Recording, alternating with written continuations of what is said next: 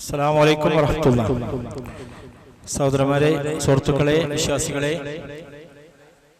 നമ്മൾ പരിപാടി ആരംഭിക്കുകയാണ്. ഹാരിസ് മൗലവി ഏകദേശം നമ്മുടെ ഓണപ്പുഴ എത്താറായി. പതിയെ വരുമ്പോഴേക്കും നമ്മൾ തുടങ്ങി വെക്കാൻ നോക്കുക. ആമുഖ പ്രഭാഷണം നടത്തുന്നത് നമ്മുടെ പരവക്കൽ സലഫി മസ്ജിദിലെ അബൂബക്കർ മൗലവിയാണ്. അപ്പോൾ അബൂബക്കർ മൗലവിയെയും ഇവിടെ ഈ സദസ്സിലേക്ക് എത്തിച്ചേർന്നിട്ടുള്ള എല്ലാവരെയും അവനവൻ്റെ ജോലി തിരക്കൊക്കെ മാറ്റിവെച്ച് ചൂടത്തും നമ്മുടെ ഈ ഉദ്ഘാടന പരിപാടിയിലേക്ക് എത്തിച്ചേർന്ന എല്ലാവർക്കും ദീനുൽ ഇസ്ലാമിന്റെ പേരിൽ സ്വാഗതം ആശംസിക്കുകയാണ്. എല്ലാവരും നമ്മൾ നടത്തുന്ന പരിപാടിയാണ്. അപ്പൊ എല്ലാത്തിലും കുറച്ച് കഴിഞ്ഞാൽ ആള് ചിലപ്പോൾ കൂടിയാൽ നമുക്കറിയില്ല. നമ്മളെ ഈ സമൂഹം ഏതോ ഒരു വിഭിന്ന ധ്രുവത്തിൽ കാണുന്ന ആളുകളായിട്ട് കാണുന്നതുകൊണ്ട് തന്നെ ഒരുപാട് ആളുകൾ നമ്മൾ ക്ഷണിച്ചിട്ടുണ്ട്. ഒരു 10-250 ആളുകൾ നമ്മൾ പ്രതീക്ഷിച്ചുകൊണ്ടാണ് നമ്മൾ കൈകാര്യങ്ങളൊക്കെ ഇവിടെ ചെയ്തിട്ടുള്ളത്. അപ്പോൾ ജനങ്ങളുടെ പ്രതികരണം എങ്ങനെയാണ് നമുക്ക് കണ്ടറിയാവുന്നതാണ്. അപ്പൊ ആളുകൾ വന്നാൽ നമ്മളെല്ലാവരും ഓട്ടോമാറ്റിക്കായിട്ട് വളണ്ടിയർമാരായിട്ട് മാറും.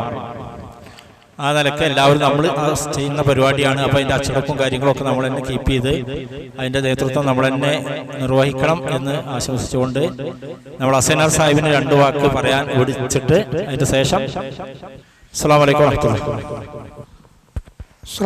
വറഹ്മത്തുള്ളാഹി വബറകാതുഹു. പ്രിയമുള്ള സഹോദരി സഹോദരന്മാരെ, സുഹൃത്തുക്കളെ, കൊളത്തൂരിലെ മുജാഹിദ് പ്രസ്ഥാനത്തിന്റെ പ്രവർത്തകരെ സംബന്ധിച്ചിടത്തോളം ധന്യമായ ഒരു നിമിഷത്തിലാണ് നമ്മളുള്ളത്. നമുക്കറിയാം,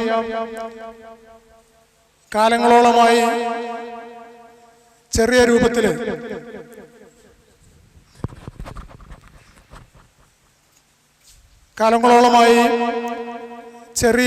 രൂപത്തിൽ പ്രവർത്തനം തുടങ്ങി. ആ പ്രവർത്തനത്തിലൂടെ നമുക്ക് നമസ്കരിക്കാവുന്ന ഒരു ചെറിയ പള്ളിയോ അതല്ലെങ്കിൽ ഷെഡോ എന്ന് പറയാവുന്ന രൂപത്തിലൊരാണ് നിർവഹിക്കുകയും അതുപോലെ തന്നെ അതിനോടൊപ്പം ഒരു മദ്രസ സംവിധാനവും നമ്മൾ തുടങ്ങി. ആ പ്രവർത്തനം മുന്നോട്ട് കൊണ്ടുപോകുന്നതിൻ്റെ ഇടക്കാണ് അള്ളാഹുവിന്റെ അപാരമായ അനുഗ്രഹത്താൽ ഇങ്ങനെ നമുക്കെല്ലാവർക്കും ഒരുമിച്ച് കൂടാനും നമ്മുടെ ജുമാ ജമാഅത്തുകൾ നിർവഹിക്കാനുള്ള ഇത്തരത്തിലുള്ള ഒരു സംവിധാനം നമുക്ക് സംജാതമാകുന്നു.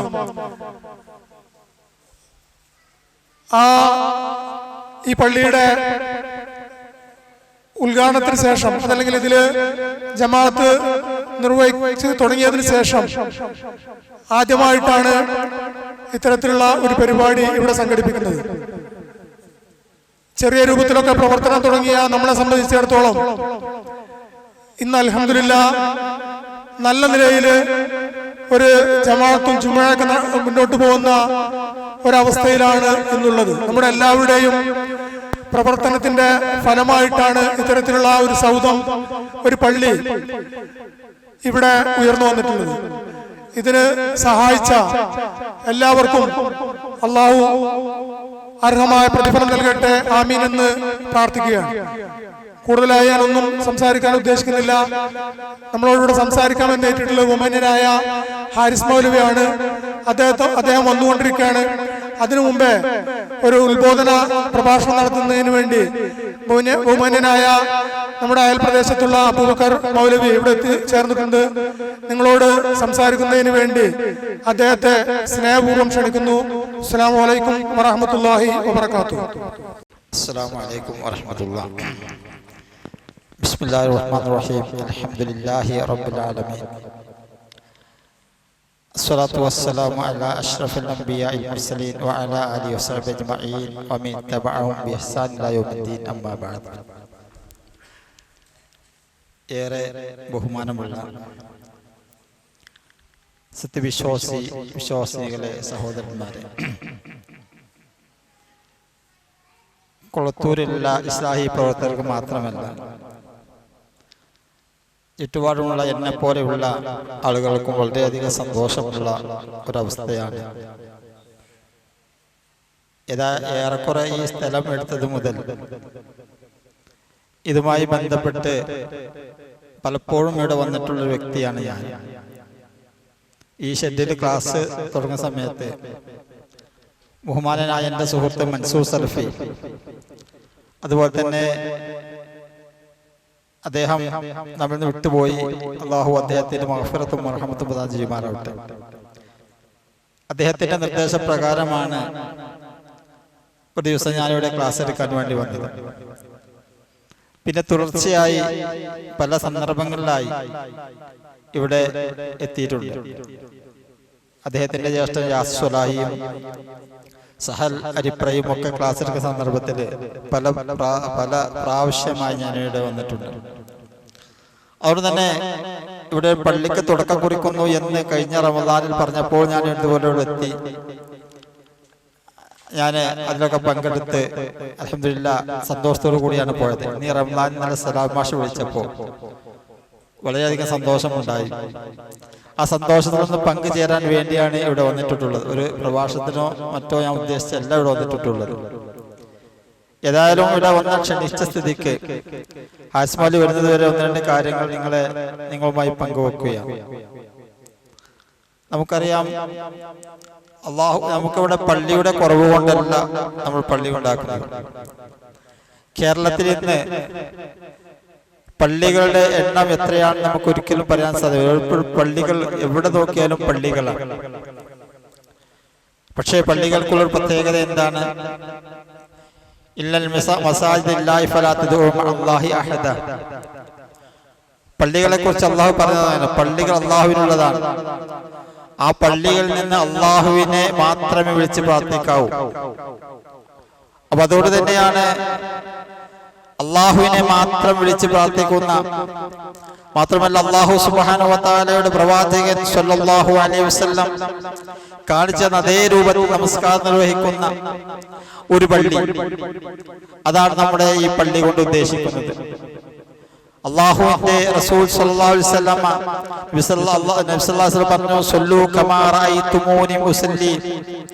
ഞാൻ നമസ്കരിച്ചത് എങ്ങനെയാണോ, ഞാൻ നമസ്കരിച്ച് കാണിച്ചത് എങ്ങനെയാണോ അങ്ങനെ നമസ്കരിക്കുക എന്ന് നബി സല്ലല്ലാഹു അലൈഹി വസല്ലം പറഞ്ഞു. അവിടെ അതുപോലെ നമസ്കരിക്കുന്ന, നമസ്കാരം മാത്രമല്ല എല്ലാ ആരാധനാ കർമ്മങ്ങളും അതുപോലെ നിർവഹിക്കുന്ന ഒരു പള്ളി, അതാണ് നമ്മുടെ പള്ളി കൊണ്ട് ഉദ്ദേശിക്കുന്നത്. പള്ളിയുമായി ബന്ധപ്പെട്ട് പറയുമ്പോൾ എനിക്ക് എപ്പോഴും ഓർമ്മ വരുന്നൊരു കാര്യമുണ്ട്. ബഹുമാന്യനായ പണ്ഡിതൻ കരുവള്ളി മുഹമ്മദ് മൗലവി സാഹിബ്, അദ്ദേഹത്തിന്റെ ഖുതുബ കുറെ കാലങ്ങൾ ശ്രവിച്ച ഒരു വ്യക്തി എന്ന നിലക്ക് അദ്ദേഹത്തിന്റെ കുറെ സംസാരങ്ങൾ മനസ്സിലുള്ള അതിലൊന്നാണ് പള്ളി ഒരു ജനറേറ്ററാണ് എന്നുള്ളത്. അദ്ദേഹം ഇടയ്ക്കിടയ്ക്ക് പറയുമായിരുന്നു, പള്ളി എന്നുള്ളത് ജനറേറ്ററാണ്. കുറച്ചു മുമ്പൊക്കെ എന്താണ് ആ പദം, എന്താണ് അങ്ങനെ പറഞ്ഞതെന്ന ഉദ്ദേശം മനസ്സിലായിരുന്നില്ല. പക്ഷെ പിന്നീടാണ് മനസ്സിലാകുന്നത്. നമുക്കറിയാം, ഇന്ന് ഈ ബൾബുകൾ കത്തിക്കൊണ്ടിരിക്കുന്നത് എവിടോ തിരിയുന്ന ജനറേറ്റർ കൊണ്ടാണ്, ഈ ലൈറ്റുകൾ ഉണ്ടാകുന്നത് കൊണ്ടാണ്.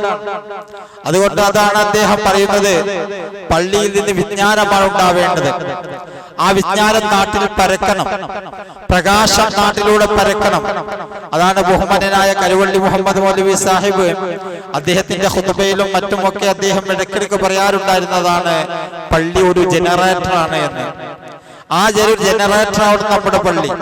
അൽഹംദുലില്ലാഹ്, അതിനാവുന്ന സജ്ജരായ ഇസ്ലാഹി പ്രവർത്തകരുടെ ഉണ്ട്, അതെനിക്ക് ബോധ്യമുണ്ട്. അതുകൊണ്ട് തന്നെയാണ് പറയുന്നത്, ആ രൂപത്തിലുള്ള പ്രവർത്തനങ്ങളാണ് പറയുന്നത്. പള്ളിയിൽ ഖുതുബ ജനങ്ങൾക്ക് തിരിയുന്ന ഭാഷയിലായിരിക്കണം. അൽഹംദുലില്ലാഹ് നമ്മൾ നടത്തിക്കൊണ്ടിരിക്കുന്നതാണ്. അതുകൊണ്ട് ഇവിടെ ഖുർആൻ ക്ലാസ് ഉണ്ട്, ഖുർആൻ പഠനം, മറ്റു തർബിയത്ത് ക്ലാസുകൾ ഒക്കെ അൽഹംദുലില്ലാഹ് പള്ളിയിൽ നടക്കുന്നുണ്ട്. അങ്ങനെയുള്ള ഒരു പള്ളി ആയിരിക്കണം, അല്ലാതെ നമസ്കരിക്കാൻ മാത്രമുള്ള ഒരു പള്ളി എന്നതല്ല.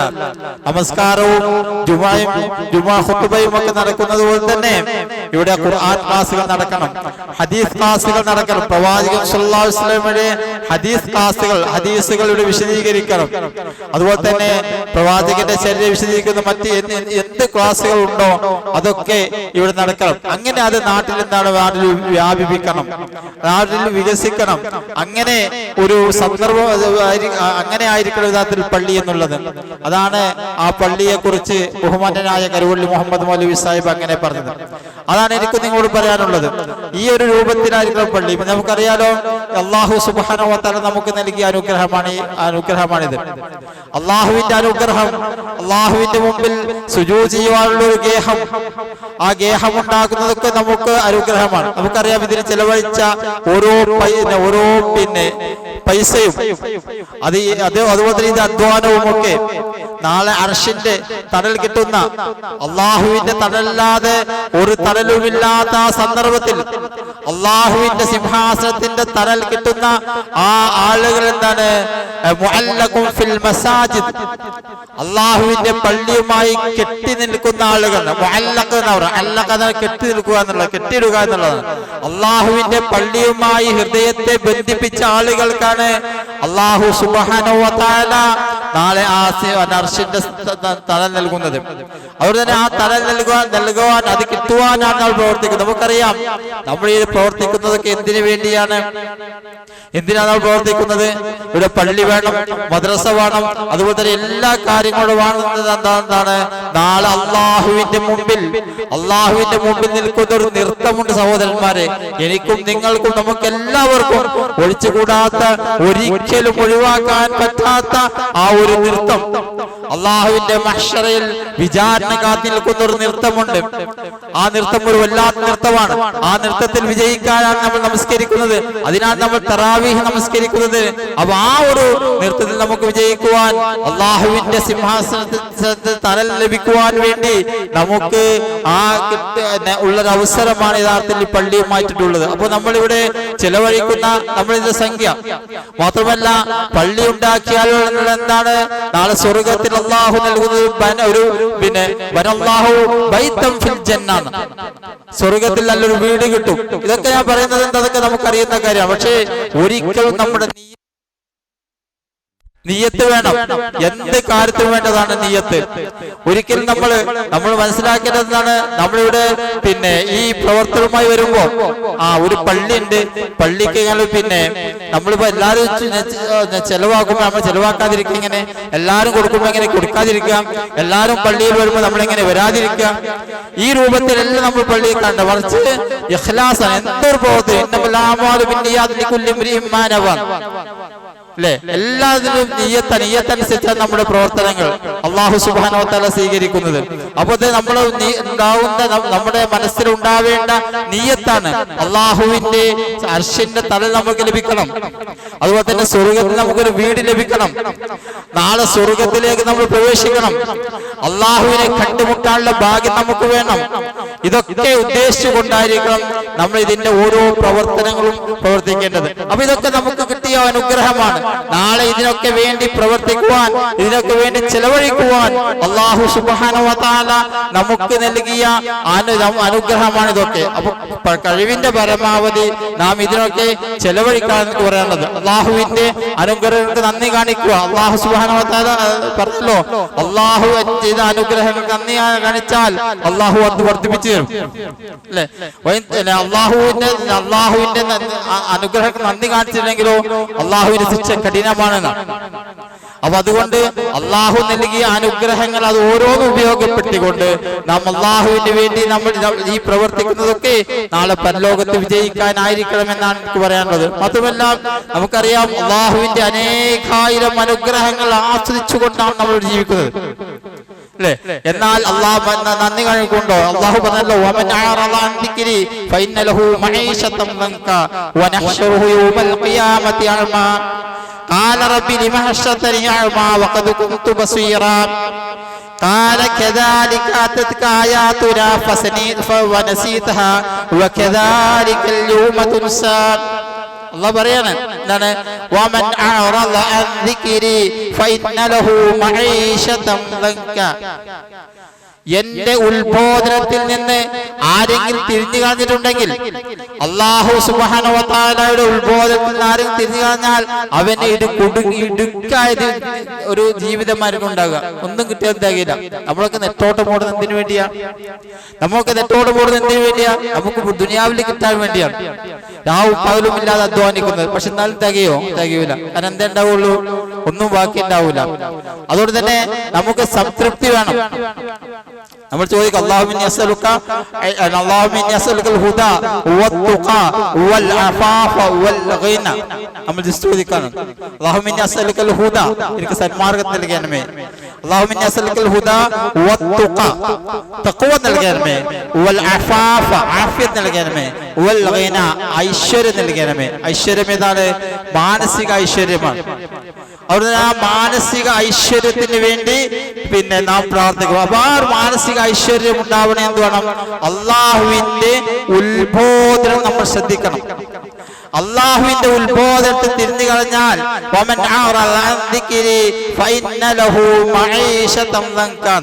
അവന് ഒരു ഇടുങ്ങിയ ജീവിതമായിരിക്കും. നാളെ പരലോകത്ത് അന്ധനായി കൊണ്ടായിരിക്കും എഴുന്നേൽപ്പിക്കുക. അപ്പൊ പറയുന്നതാണ്,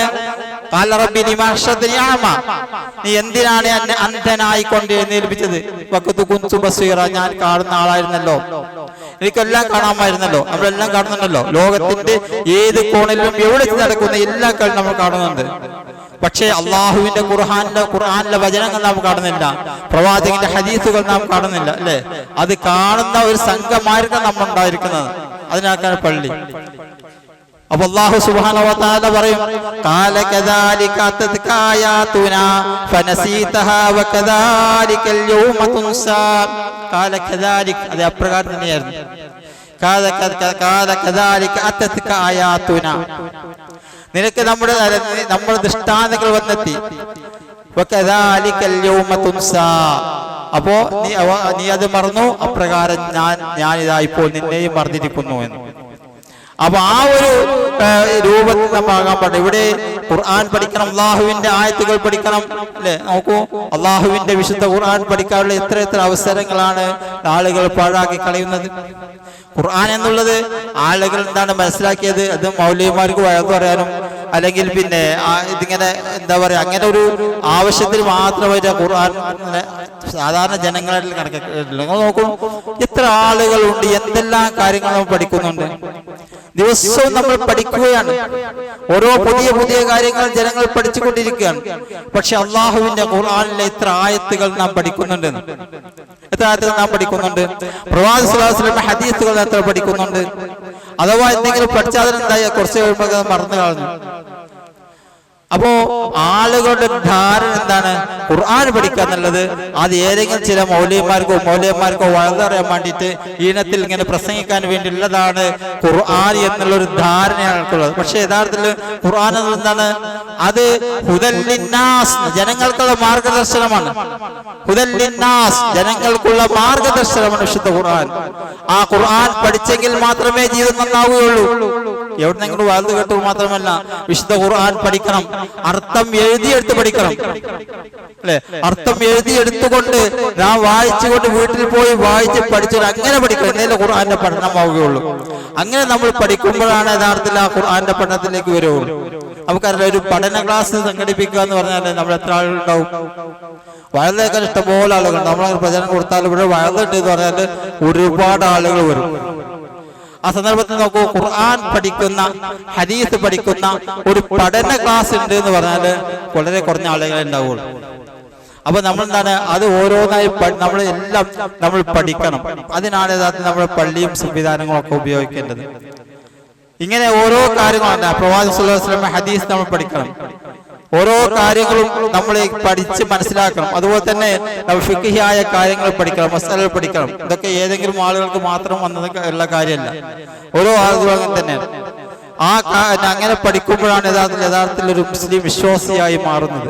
ആ പള്ളി, ഞാൻ പറഞ്ഞത് കരുവള്ളി മൗലവിയുടെ ആ ഒരു വാക്ക് ഒരിക്കൽ കൂടി ഞാൻ ഓർമ്മിപ്പിക്കുകയാണ്. പള്ളി ഒരു ജനറേറ്റർ ആണെന്നുള്ള ആ ഒരു നമ്മളുണ്ടായി, നമ്മൾ ഇവിടുന്ന് ആർജിച്ചെടുക്കുന്ന ആ ഒരു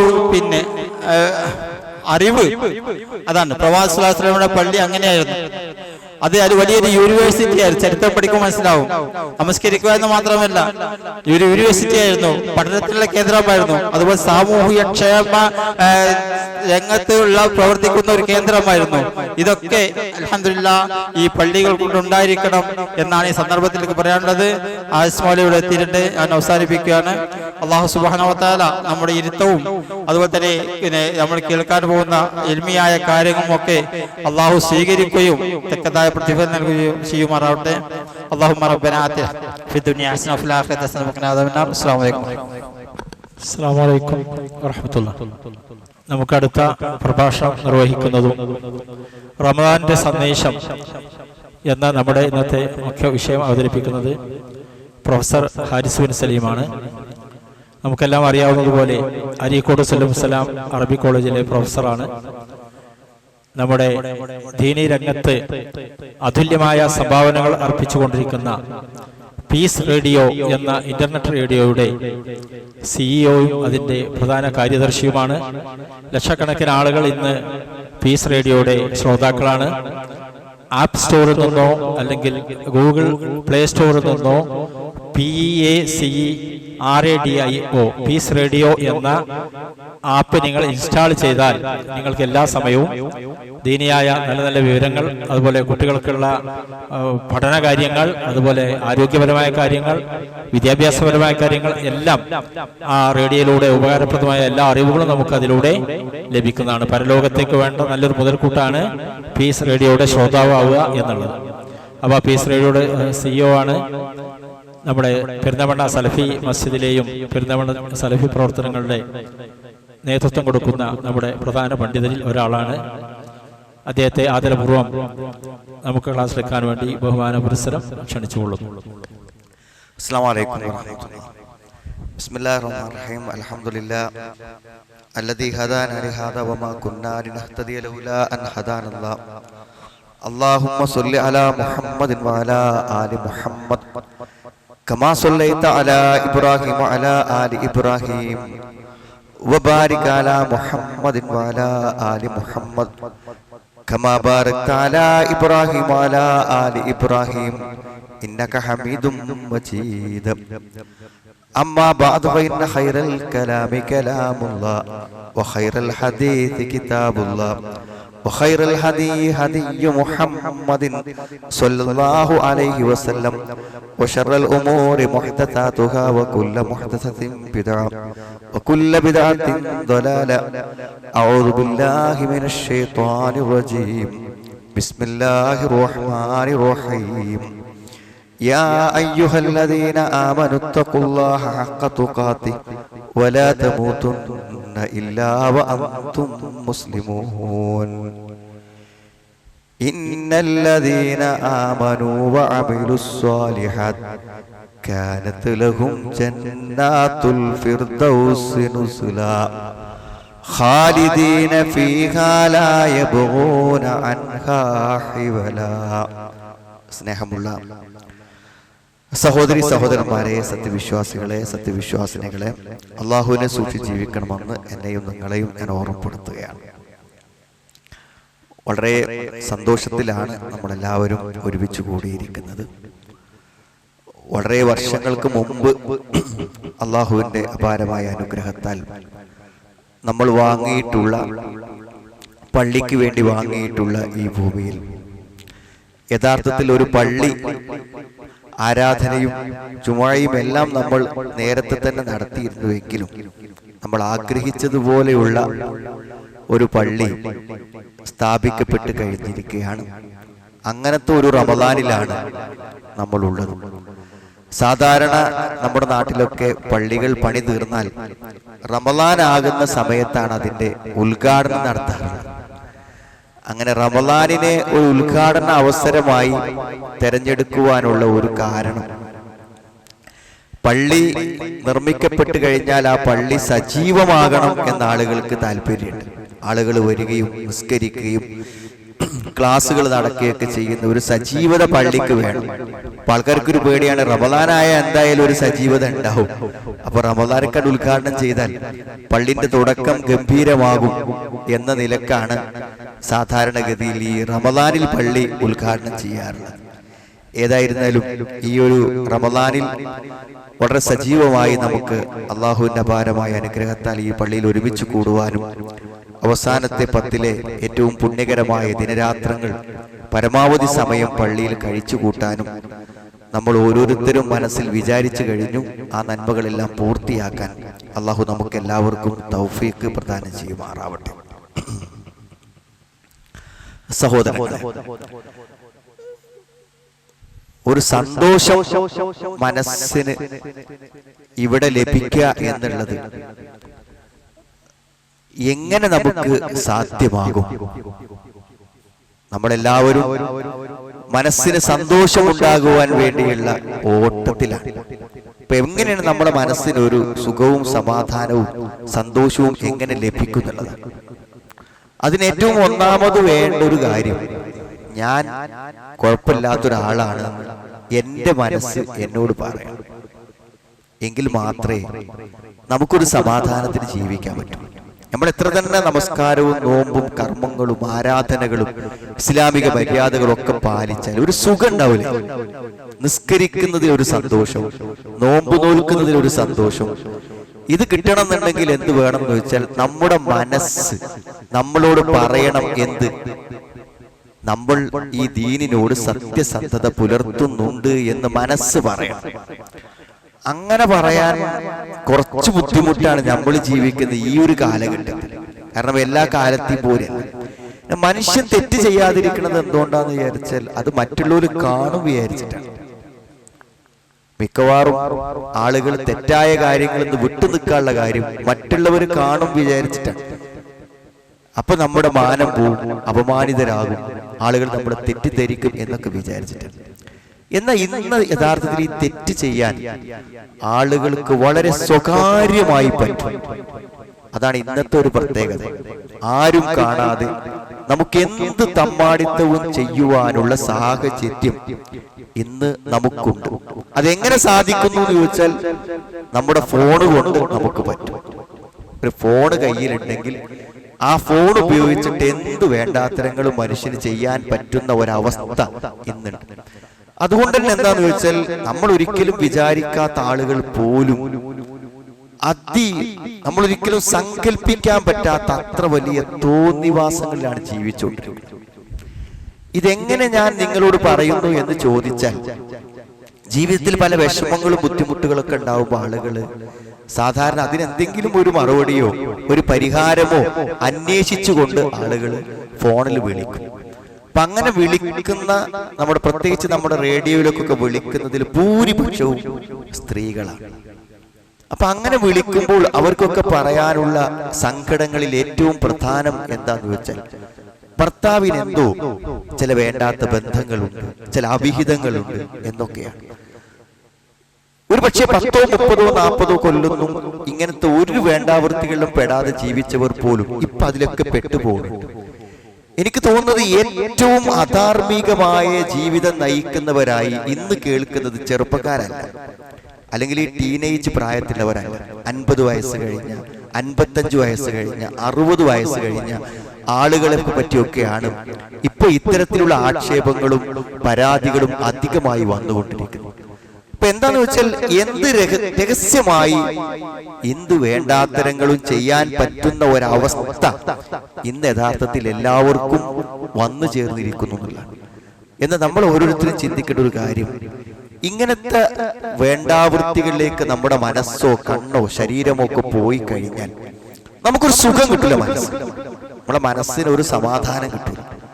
ഞാന് ഇങ്ങനെയൊക്കെ ജീവിച്ചു പോയാൽ എൻ്റെ അവസ്ഥ എന്താകും, എൻ്റെ ഭാവി എന്താകും, എൻ്റെ മരണം എന്താകും, എൻ്റെ ഖബർ എന്താകും, എൻ്റെ പരലോകം എന്താകും, ഇത് ചിന്തിക്കാതെ ഒരിക്കലും നമുക്ക് മുന്നോട്ട് പോകാൻ പറ്റൂല. അതെന്താണ് സുഹൃത്തുക്കളെ? നമ്മൾ അറിയാതെ നമ്മുടെ ഉള്ളിൽ അതിശക്തമായൊരു വിശ്വാസം വേരൂന്നിയിട്ടുണ്ട്. നമുക്കറിയാം സ്വർഗമുണ്ട്, നരകമുണ്ട്, പരലോകമുണ്ട് എന്നൊക്കെ നമുക്കറിയും. നമ്മളിപ്പോ അത് ഇല്ല എന്നുള്ള രൂപത്തിൽ നമ്മൾ ജീവിക്കാൻ ശ്രമിച്ചാൽ പോലും നമ്മുടെ മനസ്സ് നമ്മളെ സമ്മതിക്കും. അപ്പൊ എനിക്ക് തോന്നിയത് എന്താന്ന് വെച്ചാൽ, സത്യം പറയുകയാണെങ്കിൽ ഈ ഈമാനും വിശ്വാസവും ദീനും ഒന്നും ഇല്ലാത്ത ആളുകൾ അനുഭവിക്കുന്ന സുഖവും സമാധാനം പോലും ഇന്ന് പലപ്പോഴും ദീനുണ്ട് എന്ന് പറയുന്ന ആളുകൾക്ക് ഇല്ല. എന്തറിയോ, ദീനില്ലാതെ ജീവിക്കുന്ന ആൾക്കാരെ സംബന്ധിച്ചിടത്തോളം ഓല അങ്ങനെയൊന്നും ചിന്തിക്കണില്ല. സ്വർഗത്തെ കുറിച്ചും നരകത്തെ കുറിച്ചൊന്നും ചിന്തിക്കണില്ല. അവിടെ അവർക്ക് അങ്ങനെ ജീവിച്ചു പോകാം. ഒരു മനസ്സാക്ഷിക്കുത്തും ഒരു കുറ്റബോധം ഒന്നും അവർക്ക് ഉണ്ടാവില്ല. നമ്മളിതൊക്കെ ഉണ്ട് എന്ന് വിചാരിച്ചിട്ട് ജീവിക്കുമ്പോ എന്താണെന്നറിയോ, നമുക്ക് ഭയങ്കരമായ മനപ്രയാസവും മനോദുഃഖവും ഉണ്ടാവും. അതുകൊണ്ട് എനിക്ക് തോന്നുക, ഇവിടെ ഞാൻ വരുമ്പോൾ പ്രസംഗിച്ചത് പോലെ ഏറ്റവും വലിയ സമാധാനവും സന്തോഷവും ഒക്കെ കിട്ടുക ദീനോണ്ടാണെങ്കിൽ ഇന്ന് തീരെ സമാധാനവും സന്തോഷവും ഇല്ലാത്ത ദീന്റെ ആൾക്കാർക്ക്. അതെന്താ വെച്ചാൽ ഇതൊക്കെ ഉണ്ട് എന്ന് അറിഞ്ഞുകൊണ്ട് ഇതൊക്കെ ചെയ്യണത്. ഇല്ലാന്ന് വിചാരിച്ച് ചെയ്യണവർക്ക് അവർക്കൊരു ഒന്നും പേടിക്കാനല്ലോ, ഇല്ലല്ലോ. സ്വർഗമല്ല, നരകമല്ല, പരലോകമല്ല എന്ന് വിചാരിക്കണവര് എന്ത് തോന്നിയാസം ചെയ്യുമ്പോഴും യാതൊരു കുറ്റബോധത്തിന്റെ ആവശ്യമില്ല. ഇതൊക്കെ ഉണ്ട് എന്ന് വിശ്വസിക്കുന്നവരെ സംബന്ധിച്ചിടത്തോളം ഈ അവസ്ഥ തുടർന്നാൽ സുഹൃത്തുക്കൾ ഒരു സമാധാനം സുഖം കിട്ടൂല. നമുക്കിപ്പോ അത് മാത്രമേ പ്രശ്നമുള്ളൂ. നമ്മുടെയൊക്കെ സ്വന്തം സ്വകാര്യ ജീവിതങ്ങളിൽ എത്രത്തോളം നാം നല്ലവരായി ജീവിക്കുന്നു എന്നതിനെ കുറിച്ചാണ് നമ്മൾ ചിന്തിക്കേണ്ടത്. ഇനിയിപ്പോ അങ്ങനെ ഇല്ലാതിരിക്കുമ്പോൾ, അങ്ങനെ നമ്മൾ ദീന്റെ കാര്യങ്ങൾ പാലിക്കാതെ നമ്മൾ മുന്നോട്ട് പോകുമ്പോൾ ഉണ്ടാകുന്ന കുറെ ദുരന്തങ്ങളുണ്ട്. എന്നോട് ഇപ്പൊ അടുത്തൊരു സഹോദരി പറഞ്ഞു, കുറെ പരീക്ഷണങ്ങൾ വന്ന ഒരാളാണ്.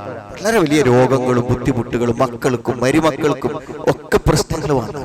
അപ്പൊ ഭർത്താവ് പൊതുവെ ഒരു കഴിവൊന്നും ഇല്ലാത്ത ഒരാളാണ്. അപ്പൊ ഇവരെന്നെയാണ് എല്ലാ കാര്യങ്ങളും നിർവഹിച്ചു കൊണ്ടിരിക്കുന്നത്. അപ്പൊ അവരെന്നോട് പറഞ്ഞതെന്ന് വെച്ചാൽ, ഈ കാലം വരെയും ഞാൻ നിരാശപ്പെട്ടിട്ടില്ല.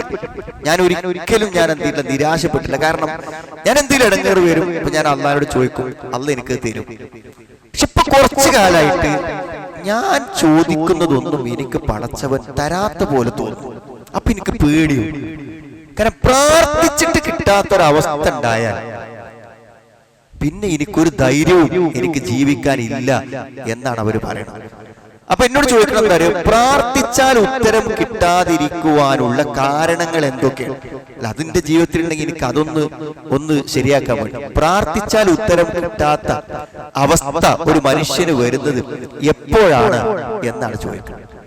അപ്പൊ ഞാനതിന്റെ കാര്യങ്ങളൊക്കെ പറഞ്ഞു കൊടുത്തു. അപ്പൊ എനിക്ക് ആ ഒരു ചോദ്യത്തിന് മനസ്സിലാവുന്ന ഒരു കാര്യം, നമ്മളൊക്കെ സംബന്ധിച്ചിടത്തോളം നമുക്ക് എന്തെങ്കിലും ബുദ്ധിമുട്ടോ പ്രയാസങ്ങളോ ഉണ്ടായാൽ അള്ളാഹുവോട് പറയാമല്ലോ എന്ന ഒരു പ്രതീക്ഷയാണ് നമ്മുടെ എല്ലാവരുടെയും ജീവിതത്തിലുള്ളത്. അപ്പൊ അങ്ങനത്തെ ഒരു അവസ്ഥ നഷ്ടപ്പെടുക എപ്പോഴാന്ന് പറയും, നമ്മൾ അള്ളാഹുവോട് ചോദിച്ചാൽ നമുക്ക് ഉത്തരം കിട്ടാത്തൊരവസ്ഥ വരുന്നത് ഈ ഹറാമുകൾ പ്രവർത്തിക്കുമ്പോഴാണ്, നിഷിദ്ധങ്ങൾ ചെയ്യുമ്പോഴാണ്. അപ്പൊ അങ്ങനത്തെ ഒരു ജീവിതാവസ്ഥ നിലനിർത്തിക്കൊണ്ട് ഒരിക്കലും നമുക്ക് ജീവിതത്തിൽ ഒരു സമാധാനവും സന്തോഷവും അനുഭവിക്കാൻ നമുക്ക് പറ്റൂല. നമുക്ക് എല്ലാവർക്കും അറിയുന്നതാണ്, ഒരാൾക്ക് പ്രാർത്ഥിച്ചാൽ ഉത്തരം കിട്ടുമെന്ന് നമുക്ക് ഉറപ്പുള്ള ഒരു സന്ദർഭമാണ് ശരിക്കും യാത്രന്റെ സമയം എന്ന് പറയുന്നത്. യാത്രയിൽ ക്ഷീണിച്ചു വന്ന ഒരാള് അള്ളാഹുവോട് ചോദിച്ചാൽ അവന്റെ കാര്യങ്ങൾക്കൊക്കെ ഉത്തരം കിട്ടും. കാരണം യാത്രാവേളയിൽ പ്രാർത്ഥനയ്ക്ക് പ്രത്യേകം ഉത്തരം കിട്ടും. എന്നാൽ ക്ഷീണിച്ച അവശനായി മുടിയൊക്കെ ജഡ പിടിച്ചു വന്ന ഒരാള് അള്ളാഹുവോട് പ്രാർത്ഥിക്കാൻ അന്നായുസ്തജാബുലു, അവനെങ്ങനെ ഉത്തരം കിട്ടുമെന്നാണ്. കാരണം മത്അമുഹു ഹറാം, അവൻ ഭക്ഷിക്കുന്നത് നിഷിദ്ധം, അവൻ കുടിക്കുന്നത് നിഷിദ്ധം, അവൻ ധരിക്കുന്നത് നിഷിദ്ധം. അപ്പൊ ഹറാമുകൾ പ്രവർത്തിച്ചുകൊണ്ടിരിക്കുമ്പോൾ നമ്മുടെ ചോദ്യങ്ങൾക്ക് അള്ളാഹു നമുക്ക് ഉത്തരം തരാതിരിക്കും. മാത്രല്ല, ചെയ്യുന്ന അമലുകൾ പോലും അള്ളാഹു കബൂൽ ചെയ്യൂല, അള്ളാഹ് സ്വീകരിക്കൂല. നമ്മൾ എത്ര നിസ്കരിച്ചാലും നോമ്പ് പറ്റാലും സ്വകാര്യ ജീവിതങ്ങളിൽ ഹറാമുകൾ പ്രവർത്തിക്കുകയാണെങ്കിൽ അവന്റെ കർമ്മങ്ങളെ അള്ളാഹു കബൂൽ ചെയ്യൂല. അതാണ് നബി സല്ലല്ലാഹു അലൈഹി വസല്ലം പറഞ്ഞത്, വെളുത്ത തിഹാമാ പർവ്വതം എന്ന് പറഞ്ഞാൽ തന്നെ നമ്മൾ കാണും. പിന്നെ അത് വെളുത്തതും കൂടി ആവുമ്പോൾ എത്ര ദൂരൊന്നും കാണൂല. അത്രമാത്രം ആളുകൾക്ക് നല്ലവനാണെന്ന് വിചാരിക്കാൻ മാത്രം നന്മകൾ നിറഞ്ഞ ഒരു മനുഷ്യൻ, അങ്ങനത്തെ ഒരാള് അയാള് തന്റെ രഹസ്യങ്ങളിലേക്ക് അയാൾ വരുമ്പോൾ അയാൾ അള്ളാഹുവിന്റെ കൽപ്പനകളെ, അള്ളാഹുവിന്റെ പരിശുദ്ധമായ നിയമങ്ങളെ അയാൾ എന്ത് ചെയ്യും? പച്ചയായി ലംഘിക്കും. അങ്ങനത്തെ ആള് നാളെ പരലോകത്ത് വരുമ്പോൾ ഹബാഅൻ മൻസൂറ, അവന്റെ കർമ്മങ്ങളെ ഞാൻ ധൂളികളാക്കി കളയുന്നു. സ്വകാര്യതയിലല്ല തമ്മാടിത്തങ്ങൾ ചെയ്യുകയും പരസ്യമായ ആരാധനകളും കർമ്മങ്ങളും അനുഷ്ഠിക്കുകയും ചെയ്യുന്നവന്റെ പ്രവർത്തനങ്ങളെ ജഅൽനാഹു ഹബാഅൻ മൻസൂറ, അതിനെ നാം ധൂളികളാക്കി കളയുന്നു. അപ്പൊ സുഹൃത്തുക്കളെ, ചെയ്തിന്റെ കൂലി കിട്ടുമല്ലോ എന്ന് വിചാരിക്കരുത്. ചെയ്തതിന്റെ കൂലി കിട്ടുമെന്ന് വിചാരിക്കരുത്. സ്വകാര്യതകൾ ഹറാമുകളുമായി മുന്നോട്ട് പോയാൽ ചെയ്തതിന്റെ കൂലി ഒന്നും ഉണ്ടാവില്ല. അതിനൊക്കെ അള്ളാഹു എന്ത് ചെയ്യും? ധൂളികളാക്കി ഒരു പ്രതിഫലവുമില്ലാത്ത പ്രവർത്തനങ്ങളാക്കി കളയുന്നു. അപ്പൊ ആദ്യം നമ്മളിൽ ഉണ്ടാവേണ്ട കാര്യം, റമളാനിനെ കുറിച്ച് പറയുമ്പോഴാണ് ഞാൻ പറഞ്ഞത്, ഒരു 10-20 ദിവസം കഴിഞ്ഞു, ഇനി ഒരു 10 ദിവസം ബാക്കിയാവും. ഞാൻ എന്നോടും നിങ്ങളോടും ചോദിക്കുന്ന ഏറ്റവും അടിസ്ഥാനപരമായ കാര്യം, തെറ്റാണെന്ന് നമുക്ക് ബോധ്യമുള്ള നമ്മുടെ രഹസ്യ ജീവിതത്തിൽ നമ്മൾ പ്രവർത്തിക്കുന്ന തെറ്റുകളെ മാറ്റി നിർത്താൻ കഴിയും. അത് മാറിക്കഴിഞ്ഞു, അതെന്റെ ജീവിതത്തിൽ നിന്നും ഇല്ലാതായി കഴിഞ്ഞു എന്ന ഒരു ഉറപ്പ് യഥാർത്ഥത്തിൽ നമ്മളെ സംബന്ധിച്ചിടത്തോളം നമുക്ക് കിട്ടുന്നുണ്ടോ എന്നതാണ് നമ്മൾ ആദ്യം ചിന്തിക്കേണ്ട ഒരു കാര്യം. അതില്ലെങ്കിൽ പിന്നെ ഇവിടുന്ന് അങ്ങോട്ടൊന്നും പറഞ്ഞിട്ട് കാര്യമില്ല. അതിനൊരു തീരുമാനമായില്ലെങ്കിൽ അങ്ങോട്ട് പറഞ്ഞിട്ട് കാര്യമില്ല. ഞാനിത് പ്രത്യേകം പറയാൻ കാരണം എന്താ വെച്ചാൽ, ആൾക്കാർ റമളാനിൽ ഈ പറഞ്ഞ കാര്യങ്ങളൊക്കെ മാറ്റി നിർത്തും. മിക്കവാറും ആളുകൾ ഇതിന്നൊക്കെ മാറി നിൽക്കും. എത്രമാത്രം എന്ന് വെച്ചാൽ, നമ്മുടെയൊക്കെ അനുഭവത്തിൽ എല്ലാ ദിവസവും ലഹരി ഉപയോഗിക്കുന്നവർ പോലും ഒരു മാസം കംപ്ലീറ്റ് ലഹരി തൊടാതെ ജീവിക്കുന്നത് റമളാനിൽ നമ്മുടെയൊക്കെ അനുഭവത്തിലുണ്ട്. ഇപ്പൊ നമ്മൾ വിചാരിക്കുന്നതൊന്നും ഇവർക്കിത് ഉപേക്ഷിക്കാൻ കഴിയൂല. പക്ഷെ റമളാനിൽ അത് പൂർണ്ണമായും ഉപേക്ഷിച്ച് ജീവിക്കുന്നവരെ നമുക്കറിയാം. അപ്പൊ മിക്കവാറും നമ്മളിലുള്ള എല്ലാ തിന്മകളും ഇപ്പോൾ റെസ്റ്റിലാണ്. പക്ഷെ എന്താ സംഭവിക്കുന്നതെന്ന് ചോദിച്ചാൽ, ഈ തിന്മകളൊന്നും സമ്പൂർണമായി നമ്മളിൽ നിന്ന് പോകുന്നുണ്ടോ ഒരു റമളാനോട് കൂടെ എന്ന് നമ്മൾ ആത്മപരിശോധന. ഇത് ഇനി പരിശോധിച്ചിരിക്കാൻ എന്താ, നമ്മൾ മരിക്കുമ്പോ ഈ തിന്മയും കൊണ്ടേ നമ്മൾ പോകും എന്നത് മാറുക. ഇതിപ്പോ ആരെങ്കിലും നമ്മൾ വിചാരിക്കാതെ ഈ തെറ്റുകളൊക്കെ നമ്മളിൽ നിന്ന് പോകുന്ന ഒരു കാലമുണ്ടാവും. നമ്മൾ വിചാരിക്കാതെ അത് പോകും. എന്തുകൊണ്ടാണ് അത് റമളാൻ കൊണ്ട് പോകാത്തത് എന്ന് ഞാൻ പറയാം. നമ്മളൊക്കെ ചെറുപ്പത്തില് ഈ കാരണവന്മാര് പള്ളിയിൽ നോമ്പ് തുറക്കാൻ വേണ്ടി വരും. അന്ന് ഈ പള്ളിക്ക് വെച്ച് നോമ്പ് തുറക്കല് വളരെ കുറവാണ്. വളരെ അപൂർവം കുറച്ച് ആൾക്കാരുണ്ടാവും ആ മഗ്‌രിബിന്റെ സമയത്ത് നോമ്പിൽ. മഗ്‌രിബിന്റെ ജമാഅത്ത് എന്ന് പറഞ്ഞാൽ 1-2 ആളെയൊക്കെ വെച്ചിട്ടാണ് ഞങ്ങളൊക്കെ നാട്ടിൽ, ഞങ്ങളൊക്കെ കുട്ടികളാവുമ്പോൾ ഉണ്ടാവും.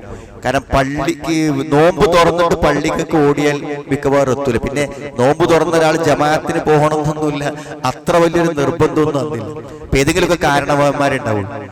എന്റെ മനസ്സിൽ ഇപ്പോഴും തങ്ങി നിൽക്കുന്ന ആ കാരണവന്മാരൊക്കെ എന്താ അറിയും, ഒരു പള്ളിക്ക് വന്ന് ഒരു ഗ്ലാസ് വെള്ളം കുടിച്ചു കഴിഞ്ഞാൽ പിന്നെ ഒരു ബീഡിയിലേക്ക് ചെയ്യും. ബീഡിയാണല്ലോ, ആ ബീഡി വലിച്ചു കഴിഞ്ഞിട്ടാണ് ഒരു സെഫ്ക്ക് വരുള്ളൂ. ഞാൻ പറഞ്ഞ അയാളുടെ ബീഡി വലി എന്തെങ്കിലും മാറും. അയാള് നോമ്പ് തുറക്കാൻ കാത്തിക്കണത് എന്തിനാ വെച്ചാൽ ഒരു ബീഡി വലിക്കാനാണ്. അതിനാണ് കാത്തു നിൽക്കുന്നത്. ഇതന്നെയാണ് നമ്മളെയൊക്കെ സ്ഥിതി എന്ന് പറഞ്ഞാൽ, നമുക്ക് 100% തെറ്റാന്ന് ഉറപ്പുള്ള പല കാര്യങ്ങളും എന്ത് ചെയ്യണം അറിയോ, റമളാൻ വരെ ആൾക്കാർ മാറ്റിവെക്കും. ഇനി 10 ദിവസം ഉള്ളൂല്ലോ എന്നാണ് പറയുന്നത്. ഇനി 10 ദിവസം കൂടി കഴിഞ്ഞാൽ അതൊക്കെ തുടങ്ങാന്നാണ് നമ്മളെ മനസ്സ് നമ്മളോട് പറയുന്നത്. ഞാൻ പറഞ്ഞു, ഒരിക്കലും സുഹൃത്തുക്കള് ഒരു മാറ്റം, ഒരു ചേഞ്ചും റമളാൻ നമ്മളിൽ ഉണ്ടാക്കുന്നില്ല എന്നതാണ് ഏറ്റവും ശരി. അതുകൊണ്ട് എനിക്കിങ്ങോട്ട് പറയാനുള്ളത്, നമ്മൾ വെറുതെ പ്രസംഗിക്കാനോ ക്ലാസ് എടുക്കാനോ അല്ലെങ്കിൽ അതിങ്ങനെ കേട്ട് ആസ്വദിക്കാനോ ഒന്നും വന്നതല്ല. ഞാൻ പറഞ്ഞത്, നമ്മൾ ഒറ്റ കാര്യം ചെയ്യട്ടോ. എവിടെയാണോ നമ്മുടെ ഉള്ളിൽ പിഴവ് പറ്റിയത് അത് നമ്മൾ തിരുത്താതെ നമുക്ക് ഈ ദീനിന്റെ ഒരു ഗുണവും കിട്ടില്ല. ഒരു ഗുണം കിട്ടില്ല. നബിയോട് ചോദിച്ചു, എന്താണ് പുണ്യം, എന്താണ് പാപം? പുണ്യം പറയാൻ നബി സല്ലല്ലാഹു അലൈഹി വസല്ലം ഒറ്റ വാചകം ഉപയോഗിച്ചു. പുണ്യം എന്ന് പറഞ്ഞാൽ എന്താ അറിയാം, അൽ ബിർറു ഹുസ്നുൽ ഖുലുഖ്, നല്ല സ്വഭാവം. വളരെ വളരെ ചുരുങ്ങിയ നിർവചനമാണ് ഇത് നല്ല സ്വഭാവം. എല്ലാം ചെയ്തിട്ടും ഒരാൾക്ക് നല്ല സ്വഭാവം ഉണ്ടാവണില്ലേ, അയാളിൽ ദീനില്ല, അയാളൊരു പുണ്യവാനല്ല. എല്ലാ വക്തിലും നിസ്കരിക്കാണ്ടാവും, എല്ലാ കർമ്മങ്ങളും ചെയ്യും, വളരെ ചിട്ടയാണ്, പക്ഷെ പെരുമാറാൻ പറ്റില്ല. ഒരു മനുഷ്യനും ഇഷ്ടമല്ല, ഒരാളും അടുത്ത് ചെല്ലില്ല, അയാളിൽ പുണ്യമില്ല. നല്ല നിലക്ക് പെരുമാറാൻ ഒരാൾക്ക് അറിയുമെങ്കിൽ തീർച്ചയായും അവനിൽ നന്മയുണ്ട്. അൽ ബിർറു ഹുസ്നുൽ ഖുൽഖ്. അവിടെ നബി പറഞ്ഞു, ഏറ്റവും മോശപ്പെട്ട ഒരാള് ആരാണ്, ഏറ്റവും നല്ല ആളാരാണ്, ഖിയാറുക്കും ഖിയാറുക്കും നിസായിക്കും. സ്വന്തം ഭാര്യയോട് ഡീസന്റായി മര്യാദക്ക് പെരുമാറാൻ പറ്റുക നല്ല മനുഷ്യനാണ്. തന്റെ ഭാര്യയോട് നല്ല നിലക്ക് പെരുമാറാൻ കഴിയുമെങ്കിൽ അവൻ നല്ല മനുഷ്യനാണെന്ന് പറഞ്ഞു. തെറ്റിനെന്താ നബി നിർവചനം? ഇസ്മിന് എന്താണ് നബി സ്വല്ലല്ലാഹു അലൈഹി വസല്ലം നിർവചനം പറഞ്ഞത്? എന്താണ് ഇസ്മ എന്ന് പറഞ്ഞത്?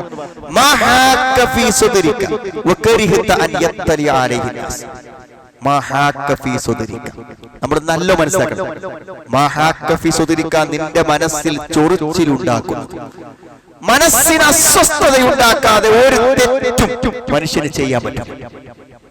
നമ്മൾ എന്ത് തെറ്റ് ചെയ്യുന്നുണ്ടോ നമ്മുടെ മനസ്സിൽ എന്ത് ചെയ്യും? ആ അസ്വസ്ഥതയും അസമാധാനവും നമുക്കുണ്ടാകും. ജനങ്ങൾ കാണാൻ ഇഷ്ടപ്പെടാത്ത, മറ്റുള്ളവർ കണ്ടാൽ നമ്മൾ അപമാനമായി കാണുന്ന, ആളുകൾ കാണാതെ ചെയ്യണമെന്ന് ആഗ്രഹിക്കുന്ന മനസ്സിന് ചൊറിച്ചിലുണ്ടാകും.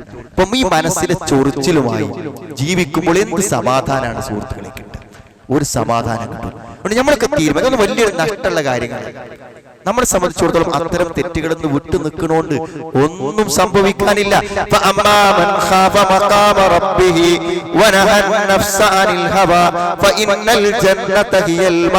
സ്വർഗ്ഗം പറഞ്ഞ എന്തിനാണ്? അള്ളാനെ ഭയപ്പെട്ടിട്ട് തന്റെ മനസ്സിന്റെ ദേഹേച്ഛകളെ തടുത്തു വെക്കും. നമ്മുടെ ചീത്തയായ ഇഷ്ടങ്ങളെ, അള്ളാഹുവിന്റെ നിയമത്തെ ലംഘിച്ചുകൊണ്ടുള്ള ആഗ്രഹങ്ങളെ, ദീൻ വിരോധിച്ചിട്ടുള്ള സന്തോഷങ്ങളെ മാറ്റി നിർത്താൻ ഒരാൾക്ക് സാധിച്ചാൽ അവന്റെ അഭയകേന്ദ്രം സ്വർഗമാകുന്നു. അപ്പൊ സ്വർഗം കിട്ടണമെങ്കിൽ എന്ത് വേണം? സ്വർഗം കിട്ടണമെങ്കിൽ നമ്മളുടെ ഇച്ഛകൾ, നമ്മുടെ ഇഷ്ടങ്ങളെ, തിന്മകളാകുന്ന നമ്മുടെ ആഗ്രഹങ്ങളെ നമ്മൾ എന്ത് ചെയ്യണം? മാറ്റിവെക്കണം. നിങ്ങൾ ആലോചിച്ച് നോക്കൂ. നിങ്ങളെ ഞാൻ ഉപദേശിക്കും. ഈ ഉപദേശിക്കുന്ന കാര്യങ്ങളോടൊന്നും ഒരു പ്രതിബദ്ധതയും ഞാൻ പുലർത്തുന്നില്ലെങ്കിൽ എത്ര വലിയ കുറ്റബോധത്തോടെ ഞങ്ങളോട് സംസാരിക്കുന്നുണ്ടാവുക, എത്രമാത്രം മാനസിക പ്രയാസത്തോടെ ആയിരിക്കും ഞാൻ നിങ്ങളോട് സംസാരിക്കുന്നുണ്ടാവുക. അത് പ്രസംഗത്തിന് മാത്രമല്ല, നിങ്ങൾ തറാവീഹിനി സഫിൽ നിൽക്കുമ്പോഴും നിങ്ങളുടെ മനസ്സ് നമ്മളോട് പറഞ്ഞുകൊണ്ടിരിക്കും, ശരിയല്ലടാ, നീ ശരിയല്ല, ഈ കാണിക്കുന്നതിനോടൊന്നും നിനക്ക് ആത്മാർത്ഥതയില്ല എന്ന് നമ്മുടെ മനസ്സ് നമ്മളോട് പറഞ്ഞുകൊണ്ടിരിക്കും. ഇപ്പൊ നോമ്പിന്റെ ഏറ്റവും പ്രധാന ലക്ഷ്യം തരും, എവിടെയെങ്കിലും ജീവിതത്തിൽ വല്ല തിന്മകളും ബാക്കി നിൽക്കുന്നുണ്ടെങ്കിൽ അതിനെ ജീവിതത്തിൽ നിന്ന് എടുത്തു മാറ്റലാണ് നോമ്പിന്റെ ലക്ഷ്യം. യാ അയ്യുഹല്ലദീന ആമനൂ കുതിബ അലൈക്കുമുസ്സിയാം കമാ കുതിബ അലല്ലദീന മിൻ ഖബ്ലിക്കും ലഅല്ലക്കും തത്തഖൂൻ. സൂക്ഷ്മത ഉണ്ടാകൽ. അപ്പൊ അത് സാധിച്ചാൽ തന്നെ നമ്മുടെ നോമ്പ് യഥാർത്ഥത്തിൽ ഫലപ്രദമായ ഒരു നോമ്പായി മാറൂ എന്നാണ് ഏറ്റവും പ്രധാനപ്പെട്ട കാര്യം. സുഹൃത്തുക്കൾ, അതിന് നമ്മൾ ആത്മാർത്ഥമായിട്ട് പരിശ്രമിക്കണം. അത്തരം തിന്മകളിൽ നിന്ന് മാറി നിൽക്കുന്നതിന് ഇവിടെ എന്തായിക്കോട്ടെ, സാമ്പത്തിക രംഗത്തുള്ളതായിക്കോട്ടെ, അല്ലെങ്കിൽ നമ്മുടെ വൈകാരിക സ്വകാര്യ രംഗങ്ങളിലുള്ളതാകട്ടെ, ഏതാണെങ്കിലും അതിൽ നിന്ന് വിട്ടു നിൽക്കുക എന്നുള്ള തീരുമാനമാണ് നമ്മുടെ ഏറ്റവും പ്രധാനമായി നമ്മുടെ ജീവിതത്തിൽ വരേണ്ട ഒരു കാര്യം. ഈ പരിശുദ്ധ റമദാൻ, ഈ നോമ്പ് നമ്മൾ അനുഷ്ഠിക്കുമ്പോൾ യഥാർത്ഥത്തിൽ നമ്മളിൽ സംഭവിക്കുന്ന ആദ്യത്തെ മാറ്റം അതാണ്. രണ്ടാമതൊരു കാര്യം നമ്മൾ എല്ലാവരും മനസ്സിലാക്കേണ്ടത്, നമ്മളെ സംബന്ധിച്ചിടത്തോളം നമ്മുടെ ജീവിതത്തിൽ സമാധാനവും സന്തോഷവും ഉണ്ടാകുന്നത് അള്ളാഹു നമുക്ക് തരുന്ന ഒരു വഴിയിലൂടെ നമ്മൾ പോകുമ്പോൾ മാത്രം. എല്ലാ കാര്യത്തിലും, ജീവിതത്തിന്റെ എല്ലാ രംഗങ്ങളിലും അള്ളാഹു നമുക്ക് കാണിച്ചു തരുന്ന ഒരു മാർഗദർശനത്തിലൂടെ പോവുക എന്നുള്ളതാണ്.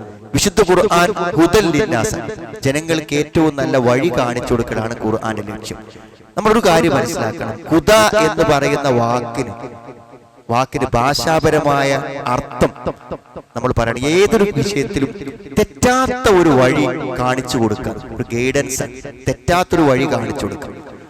അത് അള്ളാഹു ഉണ്ട്, അള്ളാഹു ആര് എന്ന് ചോദിക്കുന്നതിന് മൂസാ നബി അലൈഹി സ്വലാം പറഞ്ഞ മറുപടി അതാണ്, റബ്ബുക്കുമായ മൂസ. മൂസ, നിങ്ങളുടെ രണ്ടുപേരുടെയും റബ്ബ് ആരാണ്? റബ്ബുനല്ലദീ അഅതാ കുല്ല ശൈഇൻ ഖൽഖഹു സുമ്മ ഹദാ. എന്റെ രക്ഷിതാവ് എന്ന് പറഞ്ഞാൽ എല്ലാ സൃഷ്ടികൾക്കും അതിന്റെ സൃഷ്ടിപ്പ് നൽകുകയും അവയ്ക്ക് മാർഗദർശനം, വഴി കാണിച്ചു കൊടുക്കുകയും ചെയ്തവനാകുന്നു എന്നാണ് യഥാർത്ഥത്തിൽ മൂസ. ആ വാക്കിന്റെ അർത്ഥം മനസ്സിലാക്കിയാൽ നമുക്ക് അതിന്റെ ആ ഹുദൽ ലിന്നാസ്, ജനങ്ങൾക്കുള്ള സന്മാർഗം എന്ന് പറയുന്ന അർത്ഥം മനസ്സിലാവും. ഞാൻ ഉദാഹരണം പറയാനുണ്ട്. നമ്മള് ഒരു പിന്നെ കോഴിമുട്ടയും ഒരു താറാവ് മുട്ടയും അത് വിരിയാൻ സമയം, ഇത് വിരിഞ്ഞിറങ്ങാറായിട്ട് അങ്ങനത്തെ ഒരു സമയത്ത് ആ 2 മുട്ടയും കൂടെ എന്ത് ചെയ്യാ അറിയോ, ഒരു കുളത്തിന്റെ അല്ലെങ്കിൽ ഒരു പുഴയുടെ ഒരു വെള്ളത്തിന്റെ വക്കത്ത് കൊണ്ടുപോയി വെക്കുക. ആദ്യം വിരിഞ്ഞിറങ്ങുന്നത് താറാവ് കുഞ്ഞാണെങ്കിൽ അത് നേരെ വെള്ളത്തിലോട്ട് ഭയമില്ലാതെ നടന്നു പോകും. എന്നാൽ കോഴിക്കുഞ്ഞാണെങ്കിൽ ആ വെള്ളത്തിന്റെ ഭാഗത്ത് നിന്ന് ഭയത്തോടുകൂടെ മുന്നോട്ട് നടക്കും.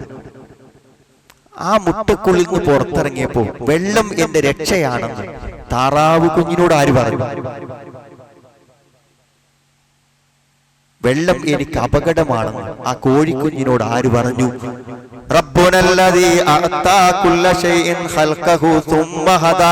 എന്റെ രക്ഷിതാവ് എന്ന് പറഞ്ഞാൽ എല്ലാ സൃഷ്ടികൾക്കും ആ സൃഷ്ടിപ്പ് നൽകുകയും എന്നിട്ട് അതിന് വഴി കാണിച്ചു. എന്താ വഴി?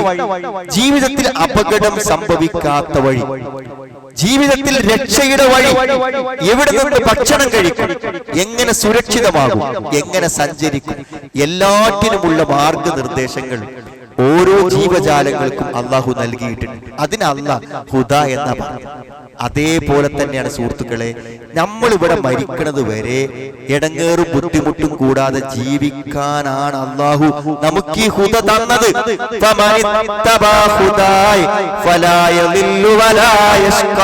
എന്റെ ഈ സന്മാർഗത്തെ ആര് പിൻപറ്റിയോ അവൻ വഴി തെറ്റുകയില്ല, അവൻ കഷ്ടപ്പെടുകയില്ല.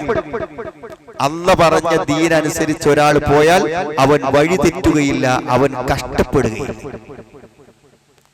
അപ്പൊ നമ്മള് ദീനനുസരിച്ച്, ഖുർആൻ അനുസരിച്ച്, ഹദീസ് അനുസരിച്ച്, നമ്മൾ കേൾക്കുന്ന കാര്യങ്ങൾക്കനുസരിച്ച് നമ്മുടെ വ്യക്തി ജീവിതമായാലും കുടുംബജീവിതമായാലും എല്ലാ ജീവിതത്തെയും അതനുസരിച്ച് നമ്മൾ ക്രമീകരിച്ചാൽ നമുക്ക് ബുദ്ധിമുട്ടില്ലാതെ ജീവിക്കാൻ പറ്റും. ഇപ്പൊ എവിടെയെങ്കിലുമൊക്കെ നമ്മൾ വല്ല ഇടങ്ങേറിലും പോയി പെടുന്നുണ്ടെങ്കിൽ അത് അല്ല കാണിച്ചെന്നൊരു വഴിയിലൂടെ അല്ല നമ്മൾ പോയത് എന്നുള്ളത്. അതല്ലാതെ പോകുമ്പോൾ നമ്മൾ എന്ത് ചെയ്യും? അപകടങ്ങളിലേക്ക് വരും.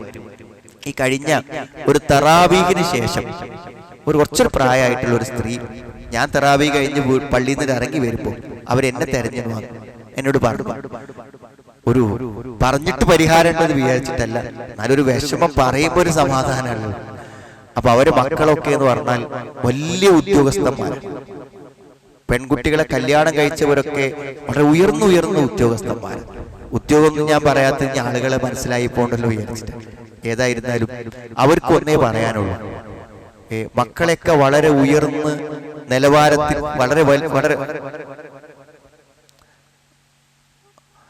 വളരെ ഉയർന്ന പദവിയിലേക്ക് മക്കളെ എല്ലാവരെയും എത്തിച്ചു കൊടുത്ത ആ സഹോദരിയുടെ സങ്കടം എന്താണ്?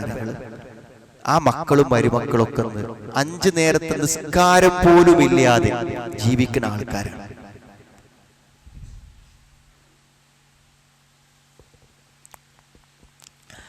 അഞ്ചു നേരത്തെ ഒരു നമസ്കാരം പോലും ഇല്ല ജീവിതം. അപ്പൊ ആ സഹോദരി ഇവരൊക്കെ ഇങ്ങനെ ആയി കിട്ടാൻ, ഒരു കുട്ടി ജനിച്ചത് മുതൽ ആ കുട്ടി ഡോക്ടറേറ്റ് എടുക്കുമ്പോഴും എന്ത് പദവിയിലേക്ക് പോകുന്നതൊക്കെ ഉമ്മാ കയ്യിൽ ഭയങ്കരമായ ഒരു ത്യാഗം. അങ്ങനെ ഈ മക്കളെ മുഴുവനും വിവാഹം കഴിപ്പിച്ച് അവരെ വളർത്തിക്കൊണ്ടു വന്നിട്ട് ഇപ്പോ അവരാലോചിക്കുന്നത് എന്തെനിക്ക് ഇതുകൊണ്ടൊക്കെ ഒരു പ്രയോജനം കിട്ടിയെന്ന്. കാരണം 5 നേരത്തെ നിസ്കാരം പോലും ആ മക്കളിൽ ഇപ്പല്ല. അള്ളാഹുവിനെ നിഷേധിച്ചുകൊണ്ട് അവർ സംസാരിക്കുന്നു. എനിക്കൊന്നും അവരോട് പറയാൻ കഴിയില്ല എന്ന് ഞങ്ങളോട് പറയണത്. ജീവിതത്തിൽ എല്ലാം നേടി എന്ന് അവർ വിചാരിക്കുന്ന ഒരു ഘട്ടത്തിലാണ് ഇത്രയും വലിയൊരു നിരാശയെക്കുറിച്ച് അവർ പറയണത്. അപ്പൊ എന്തുകൊണ്ടാണ് നമ്മുടെ മക്കളൊക്കെ ചെറുതാകുന്ന സമയത്ത് അവർക്ക് ശരിയായ ഒരു ദീൻ അവർക്ക് നൽകണം എന്ന കണിശതയുള്ള എത്ര പേരുണ്ട്? ഇപ്പോഴും നമ്മൾ കൊടുക്കുന്ന എത്ര ആൾക്കാരുണ്ട്? എന്റെ കുട്ടിന്റെ ഭാവിന്റെ രക്ഷ ഈ ദീനോണ്ടാണെന്ന് നമുക്ക് ബോധ്യപ്പെട്ടു. ഞാൻ ആരെയും കുറ്റപ്പെടുത്താൻ പറയല്ലോ, നമുക്ക് ബോധ്യപ്പെട്ടു. ഞാൻ മരിച്ചു പോയാലും എന്റെ മക്കൾ ഇവിടെ സമാധാനത്തോടെ ജീവിക്കണമെങ്കിൽ അവർക്ക് വേണ്ടത് മതമാണ്, ദീനാണ്. അവൻ ഡോക്ടർ ആയില്ലെങ്കിലും എഞ്ചിനീയർ ആയി ഒന്നും ആയില്ലെങ്കിലും അവന്റെ ഉള്ളിൽ അല്ലാഹുവിനെ കുറിച്ചുള്ള ഒരു ബോധവും ഖുർആനെ കുറിച്ചുള്ള ഒരു കാഴ്ചപ്പാടും എന്റെ മക്കൾ രക്ഷപ്പെട്ടു പോകും. എന്തുകൊണ്ട്?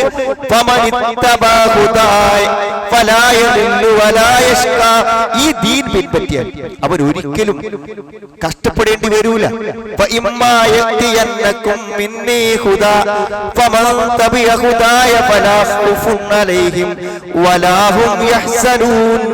ദുഃഖമില്ല, വിഷമല്ല.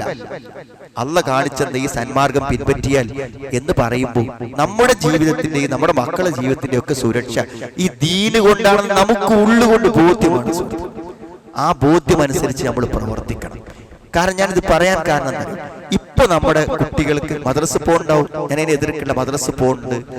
അപ്പൊ അവർ മദ്രസ പോയിട്ട് അവർക്ക് കിട്ടുന്ന ദീന് കൊണ്ട് നിലനിൽക്കാൻ പറ്റുന്നതല്ല ഇന്നത്തെ ലോകമെന്ന് പറഞ്ഞു.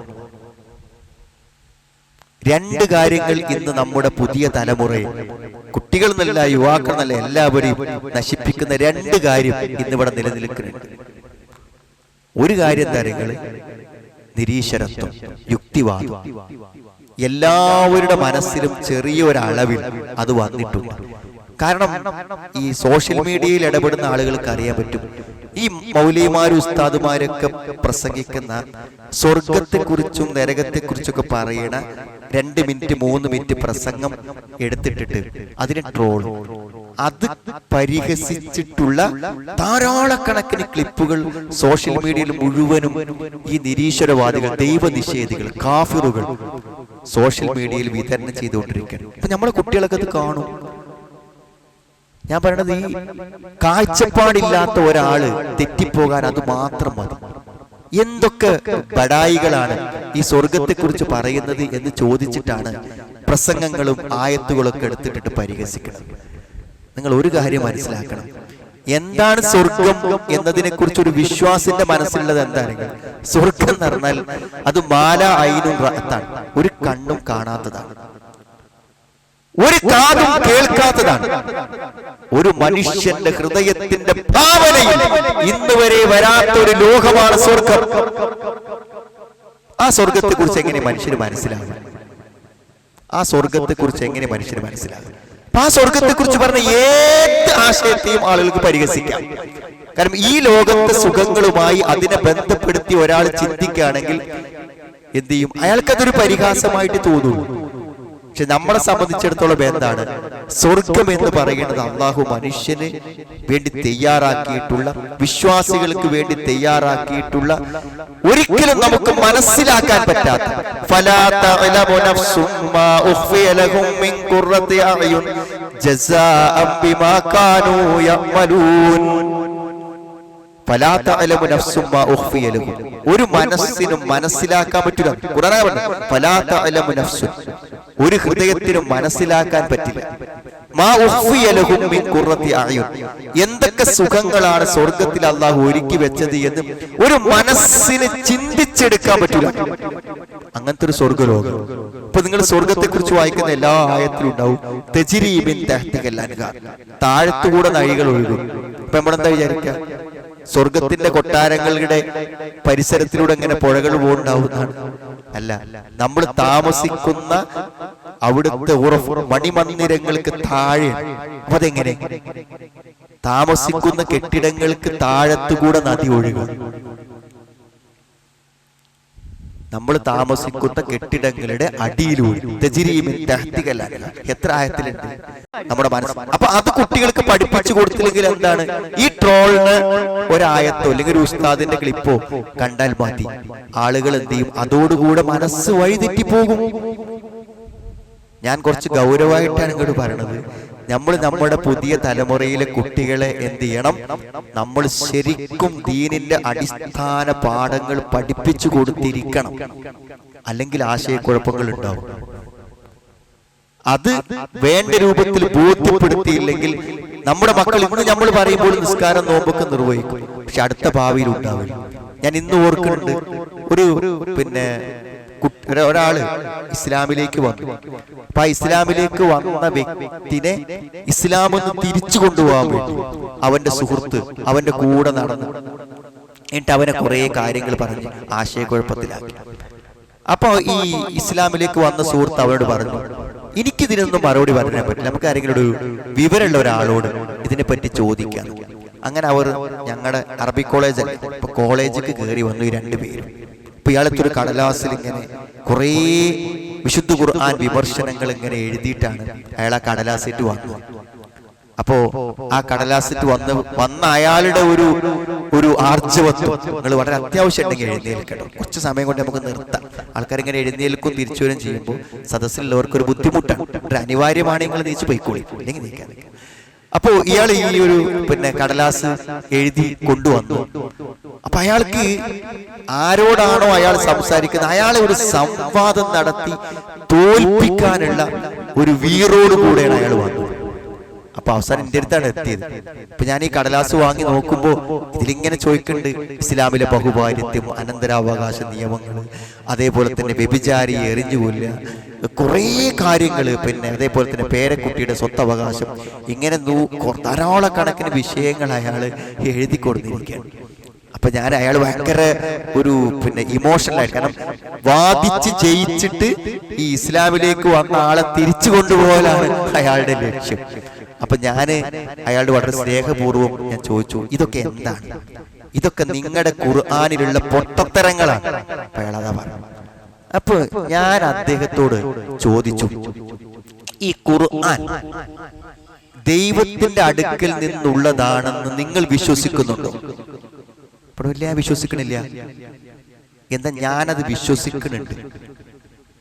ഇത് ദൈവവചനങ്ങളാണെന്ന് ഞാൻ വിശ്വസിക്കുന്നുണ്ട്. അത് വെറുതെ വിശ്വസിക്കല്ല.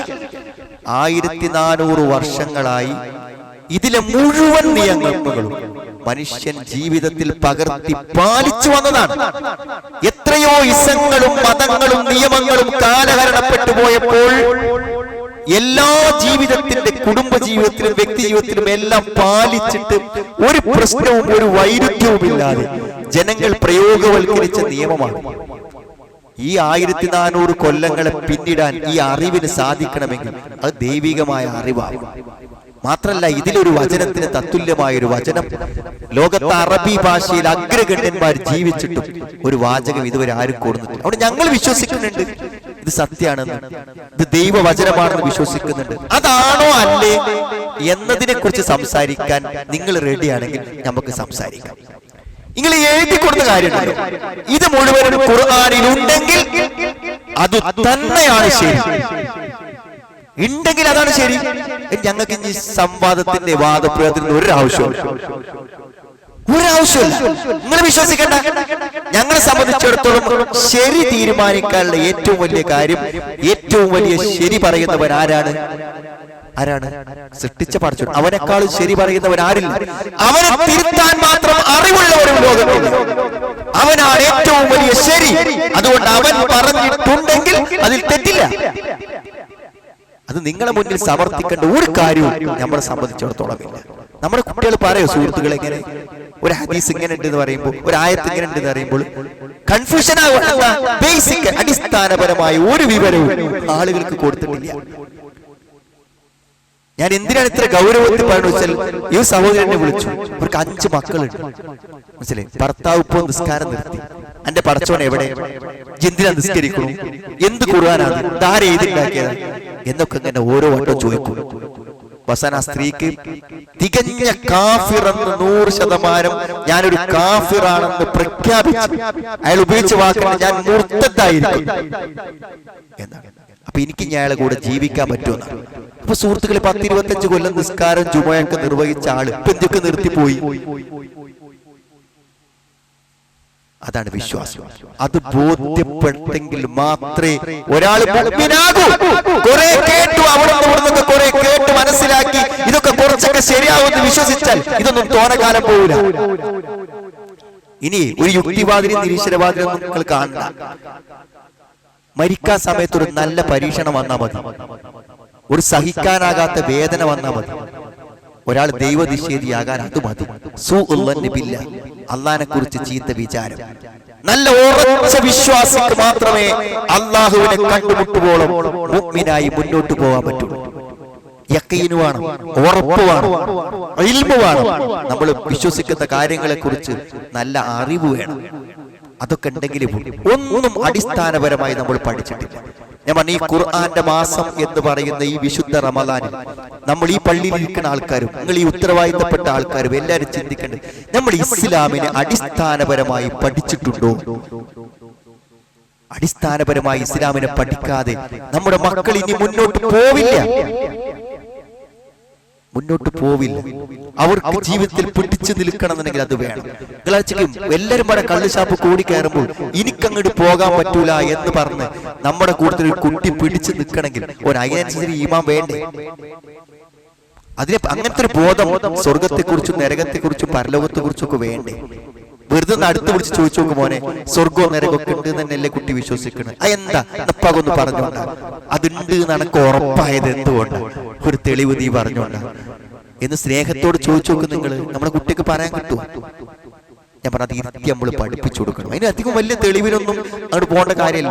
വളരെ നിസ്സാരമായി ലളിതമായി നമുക്ക് സ്ഥാപിച്ചു കൊടുക്കാൻ പറ്റുന്ന കാര്യങ്ങളെ അതുള്ളൂ. മിൻഹാ ഖലഖനാകും വഫീഹാ നുഈദുകും വമിൻഹാ നുഖ്രിജുകും താറത്തൻ ഉഖ്റാ. മിൻഹാ ഖലഖനാകും, മണ്ണെന്നാണ് വന്നത്. ഇനി മരിച്ച മണ്ണായി തീരും. മണ്ണിൽ നിന്ന് വന്ന മനുഷ്യനെ മണ്ണിലേക്ക് മടക്കൽ, പിന്നെ ആ മണ്ണെന്ന് ഒരിക്കലും കൂടെ കൊണ്ടുവരാൻ താറത്തൻ ഉഖ്റ, ഒരു പ്രാവശ്യം കൂടെ കൊണ്ടുവരാൻ എന്താ പ്രശ്നം? ഇനി അതൊക്കെ പോകട്ടെ സുഹൃത്തുക്കളെ.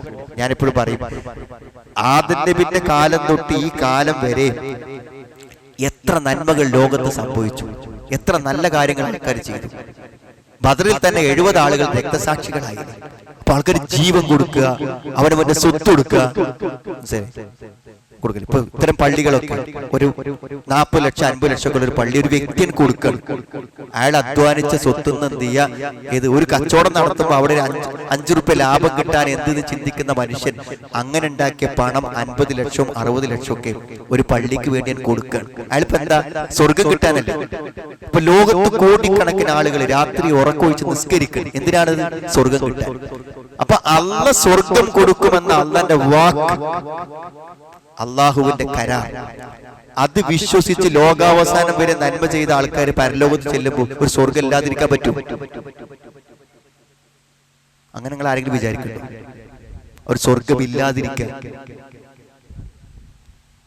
ഇവിടെ ഈ മലപ്പുറം ജില്ലയിൽ ഒരു അങ്ങാടിയിൽ ഒരു പള്ളി ഉണ്ട്. അപ്പൊ അവിടെ ഒരു കാരണോല് അയാൾക്കാകെ 20 സെന്റാണ്. അതിന് 10 സെന്റ് അയാൾ പള്ളി കൊടുത്തു. ടൗണിൽ 10 സെന്റ് പള്ളി, മക്കളും പേരക്കുട്ടികളൊക്കെ ഉണ്ടായി.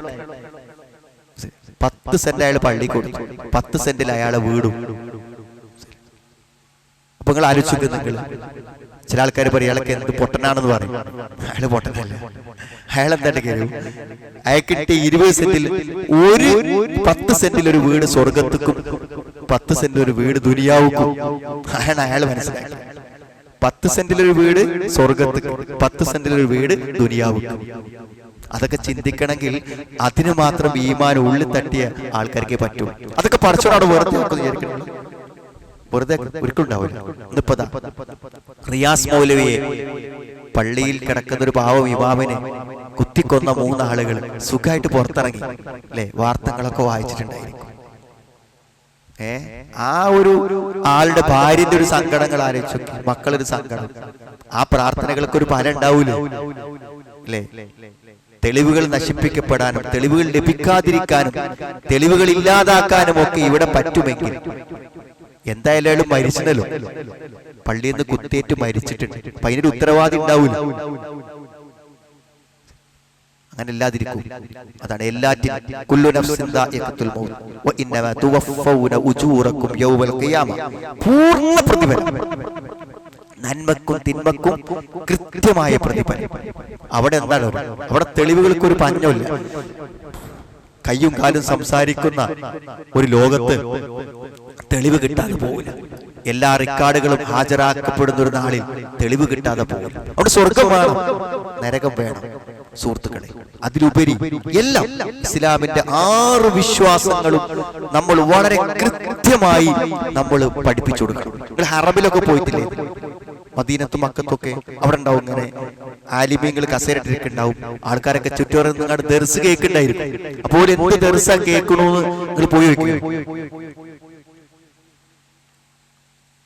ഇസ്ലാമിന്റെ വിശ്വാസത്തെ കുറിച്ച് അവർക്ക് ഇങ്ങനെ കിതാബ് വായിച്ച് പറഞ്ഞു കൊടുക്കണം. അങ്ങനെ പഠിക്കുന്ന വിവരത്തിന് ഒരു പ്രത്യേകത ഉണ്ട്. ഇപ്പൊ നമുക്കറിയാം ഖലാ ഖദറിൽ നമ്മളൊക്കെ വിശ്വസിക്കണില്ല. ഖലാ ഖദർ അള്ളാഹുവിന്റെ വിധിയിൽ, അള്ളാഹിന്റെ വിധിയിൽ വിശ്വസിക്കുക എന്ന് പറഞ്ഞാൽ എന്താന്ന് ചോദിച്ചാൽ നമ്മുടെ കൂട്ടത്തിൽ എത്ര ആള് പറയും 5 കാര്യങ്ങളുണ്ട് വിധിവിശ്വാസത്തിൽ. ഒരു അക്കായിദ് പഠിക്കണ ഒരു മദ്രസയിലെ കുട്ടി പറയേണ്ട കാര്യമാണിത്. പക്ഷെ നമുക്ക് എത്ര പേർക്ക് അറിയാം? ഞാൻ ഞങ്ങളെ മോശമാക്കാൻ വേണ്ടി ചോദിക്കല്ലേണ്ട സുഹൃത്തുക്കളെ, നമ്മളൊക്കെ എന്തൊക്കെയോ പഠിച്ചു എന്ന് വിചാരിച്ച് ജീവിക്കും. ചെറിയൊരു ആശയക്കുഴപ്പം വരുമ്പോൾ നമ്മൾ ദീനിന്ന് പുറത്തു പോകും. എന്താ ഒന്ന് ഇൽമാണ്. എന്താ ഇൽമ പറഞ്ഞാൽ? അള്ളാഹു നമ്മളെ സൃഷ്ടിക്കുന്നതിന്റെ എത്രയോ വർഷങ്ങൾക്ക് മുമ്പ്, 50,000 കൊല്ലങ്ങൾക്ക് മുമ്പ് ഈ ഭൂമിയിൽ നടക്കുന്നതെല്ലാം എഴുതി വെച്ചു. എല്ലാം അള്ളാഹ്ക്കറിയാതെ ഒരു കാര്യം അത് നടക്കുമ്പോഴല്ല, അതിന്റെ എത്രയോ മുന്നേ അള്ളാഹു അറിയുന്നു. അതാണ് ഇൽമ. രണ്ടാമത്തെ എന്താണ്? കിതാബത്ത്. ഇങ്ങനെ പഠിപ്പിക്കാം അഖീദ. എന്താ കിതാബത്ത് പറഞ്ഞാല്? അള്ളാഹു എന്താണോ നമുക്കൊക്കെ വിധിച്ചത്, ആ വിധി അള്ളാഹു എന്ത് ചെയ്തു? എഴുതി വെച്ചു. എല്ലാം എഴുതി വെച്ചിട്ട് നമ്മൾ എന്ന് ജനിക്കും, എന്ന് മരിക്കും, എന്ത് സംഭവിക്കും, എന്ത് രോഗം വരും, എപ്പ മരിക്കും, എല്ലാം കിതാബത്ത് എഴുതി വെച്ചു. അപ്പൊ ഒന്ന് ഇൽമ്, ഒന്ന് കിതാബത്ത്. മൂന്നാമത്തത് മശീഅത്ത്. അള്ളാഹുവിനൊരു ഉദ്ദേശമുണ്ട്. ആ ഉദ്ദേശം അനുസരിച്ച് മാത്രമാണ് അവരെല്ലാ കാര്യവും ചെയ്യണം. അപ്പൊ അള്ളാഹ് ഉദ്ദേശിച്ചിട്ടുണ്ടാവൂല എനിക്കൊരു കുട്ടി ഉണ്ടാകാൻ, അള്ളാഹ് ഉദ്ദേശിച്ചിട്ടുണ്ടാവൂല. എനിക്കൊരു കുട്ടി ഉണ്ടാകാൻ അള്ളാഹ് എഴുതിയിട്ടുണ്ടാവൂല. എനിക്കൊരു കുട്ടിയെ അള്ളാഹ് തീരുമാനിച്ചിട്ടുണ്ടാവില്ല. പിന്നെ അടുത്ത എന്താ ഖൽഖ് എന്ന് പറയും. അള്ളാഹ് എന്ത് ഉദ്ദേശിക്കുന്നുവോ അതിനെ അള്ളാഹു എന്ത് ചെയ്യും? നടപ്പിലാക്കും. അപ്പൊ നമ്മൾ ആളുകളൊക്കെ പ്രാർത്ഥിച്ചിട്ട് പറയും, എനിക്ക് കിട്ടണില്ലല്ലോ, ഞാൻ എത്ര ഉംറക്ക് പോയി, എത്ര ഹജ്ജിന് പോയി. എന്താ? നിങ്ങൾക്ക് തരാൻ അള്ളാഹ് ഉദ്ദേശിച്ച കാര്യത്തിനൊരു ഖൽഖ്, അത് എപ്പോ നടപ്പിലാക്കണം എന്നതിന് അള്ളാഹുവിനൊരു തീരുമാനമുണ്ട്. ആ സമയത്ത് മാത്രമേ നിങ്ങൾക്കത് കിട്ടൂ. ഇതൊക്കെ വിശ്വസിക്കുന്ന ഒരാൾക്ക് ഖലാ ഖദറിൽ വിശ്വസിക്കാൻ പറ്റും. ഇതിലേതെങ്കിലും ഒന്നറിയാതെ പോയാൽ അള്ളാഹിനെ കുറിച്ച് ചീത്ത വിചാരം വരും, നിരാശ വരും, നിഷേധം വരും. അപ്പോൾ ദീനിന്റെ കാര്യങ്ങളെ കുറിച്ച് ശരിയായി പഠിച്ചു മനസ്സിലാക്കി അറിഞ്ഞു ഉൾക്കൊണ്ടാൽ മാത്രമേ നമുക്ക് നമ്മുടെ ജീവിതത്തിൽ യഥാർത്ഥത്തിൽ ശരിയായി രക്ഷപ്പെട്ടു പോകാൻ പറ്റൂ. അതുകൊണ്ട് സുഹൃത്തുക്കളെ, നമ്മളിപ്പോ ഒരു പുതിയ പള്ളിയിലാണ്, പുതിയൊരു സാഹചര്യത്തിൽ പറഞ്ഞ നിങ്ങൾ കൃത്യമായ ദർസുകൾ. ഞാൻ എപ്പോഴും ചിന്തിക്കും, ഒരു വിജ്ഞാനവേദി പറഞ്ഞാൽ എല്ലാ ആൾക്കാരും പാടെ ഓടി ഇങ്ങോട്ട് വരും. ലേണിംഗ് ക്ലാസ് അറിയുമ്പോഴും ഒരു മുസാഫൊക്കെ എടുത്ത് നോട്ടീസൊക്കെ എടുത്ത് വരാൻ കുറച്ച് ആൾക്കാരൊക്കെ റെഡിയാവും.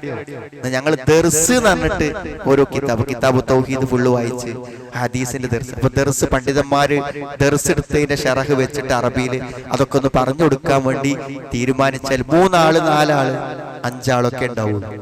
അപ്പോൾ ആധികാരികമായ ഒരു കാര്യം പഠിക്കാനുള്ള ഒരു മനസ്സ്, അതൊക്കെ നമുക്ക് ഇവിടെ ഇൻഷാ അല്ലാഹ് നടക്കണം. നമ്മളൊരു പള്ളി ഉണ്ടാക്കുന്നത് എന്തിനാന്ന് വെച്ചാൽ അപ്പുറത്ത് പള്ളി ഇല്ലാഞ്ഞിട്ടല്ല, അവിടെ ജുമാ അടക്കാഞ്ഞിട്ടല്ല, അവിടെ തറാവീഹ് ഇല്ലാഞ്ഞിട്ടല്ല. നമുക്കിതൊക്കെ ഒന്ന് ശരിക്ക് ചെയ്യണം. അല്ലാഹു റസൂലും പറഞ്ഞ പോലെ ചെയ്യണം എന്ന ആഗ്രഹത്തിൽ നിന്നല്ലേ നമ്മൾ ഇതൊക്കെ ഉണ്ടാക്കിയിട്ടുള്ളത്. അപ്പൊ ആ നിലക്ക് ആധികാരികമായ പഠനം. ഖുർആൻ പഠിക്കുന്ന, ഖുർആൻ ഇറങ്ങിയ ഒരു മാസമാണ്. ആ ഖുർആന്റെ വിജ്ഞാനങ്ങളെ യഥാവിധി സ്വീകരിക്കും എന്നൊരു പ്രതിജ്ഞ. അത് ഞാൻ പഠിക്കും, മനസ്സിലാക്കും, അറിയും, എന്റെ കുട്ടികൾക്ക് പഠിപ്പിക്കും, എന്റെ കുടുംബത്തിന് പഠിപ്പിക്കും എന്നൊരു തീരുമാനമാണ് നമുക്ക് ഉണ്ടാവേണ്ടത്. അത് യഥാർത്ഥത്തിൽ ഈ ഹുദ, അള്ളാഹു തരുന്ന ഈ സന്മാർഗമാണ് നമ്മുടെ ഭാവിക്ക് ഏറ്റവും സുരക്ഷിതമായിട്ടുള്ളത് എന്ന് അറിഞ്ഞ് മനസ്സിലാക്കി മുന്നോട്ട് പോകലാണ് ഏറ്റവും അനിവാര്യമായത്. സുഹൃത്തുക്കളെ, ഈ ഒരു ഗുണം ദീന് നമ്മളിൽ ഉണ്ടെങ്കിൽ, ഒരു ദീനുള്ള ഭാര്യ, അവൾക്ക് ഒരു നല്ല ഭാര്യ ആവാൻ പറ്റും. ദീനുള്ള ഒരു ഭർത്താവ്, അയാളെ നല്ലൊരു ഭർത്തൃ ജീവിതം പ്രതീക്ഷിക്കാൻ പറ്റും. ദീനുള്ള മക്കൾ, അവരെ തന്നെ നിങ്ങൾക്ക് ഭാവിയിൽ ഒരു മാതാപിതാക്കൾ എന്ന നിലക്കുള്ള എന്തെങ്കിലും ഗുണം നമുക്ക് ലഭിക്കണമെങ്കിൽ ദീനുള്ള മക്കൾ എന്നേ ലഭിക്കും. ഓല മനസ്സിന് ദീന് വേണം. കാരണം എന്താ പറയുക, ഞാൻ നിങ്ങളോട് വെറുതെ പറയല്ലേ, ഇപ്പോ അത്രയും ബുദ്ധിമുട്ടാണ്. എന്താ അറിയോ, ഒരാളിപ്പോ നിങ്ങളുടെ വീട്ടിലെ അംഗമല്ലാത്ത ഒരാൾ നിങ്ങളുടെ വീട്ടിൽ താമസിക്കാന്ന് പറഞ്ഞാൽ നിങ്ങൾക്ക് എത്ര ബുദ്ധിമുട്ടാണ്. ഇന്ന് വാപ്പനും ഇമ്മനെയൊന്നും വീട്ടിലെ മെമ്പറായിട്ടല്ല മക്കൾ കാണുന്നത്. ഓല് കല്യാണം കഴിച്ചാൽ ഓല് വേറെ കുടുംബം. വാപ്പയും ഓല എണ്ണം ചോദിക്കുമ്പോ വാപ്പാനും ഇമ്മനെ എണ്ണ ഓർക്ക് ഓർമ്മ ഉണ്ടാവുള്ളൂ. ഓല ഭാര്യന്റെയും മക്കളെയും എണ്ണ ഓർമ്മ ഉണ്ടാവുള്ളൂ.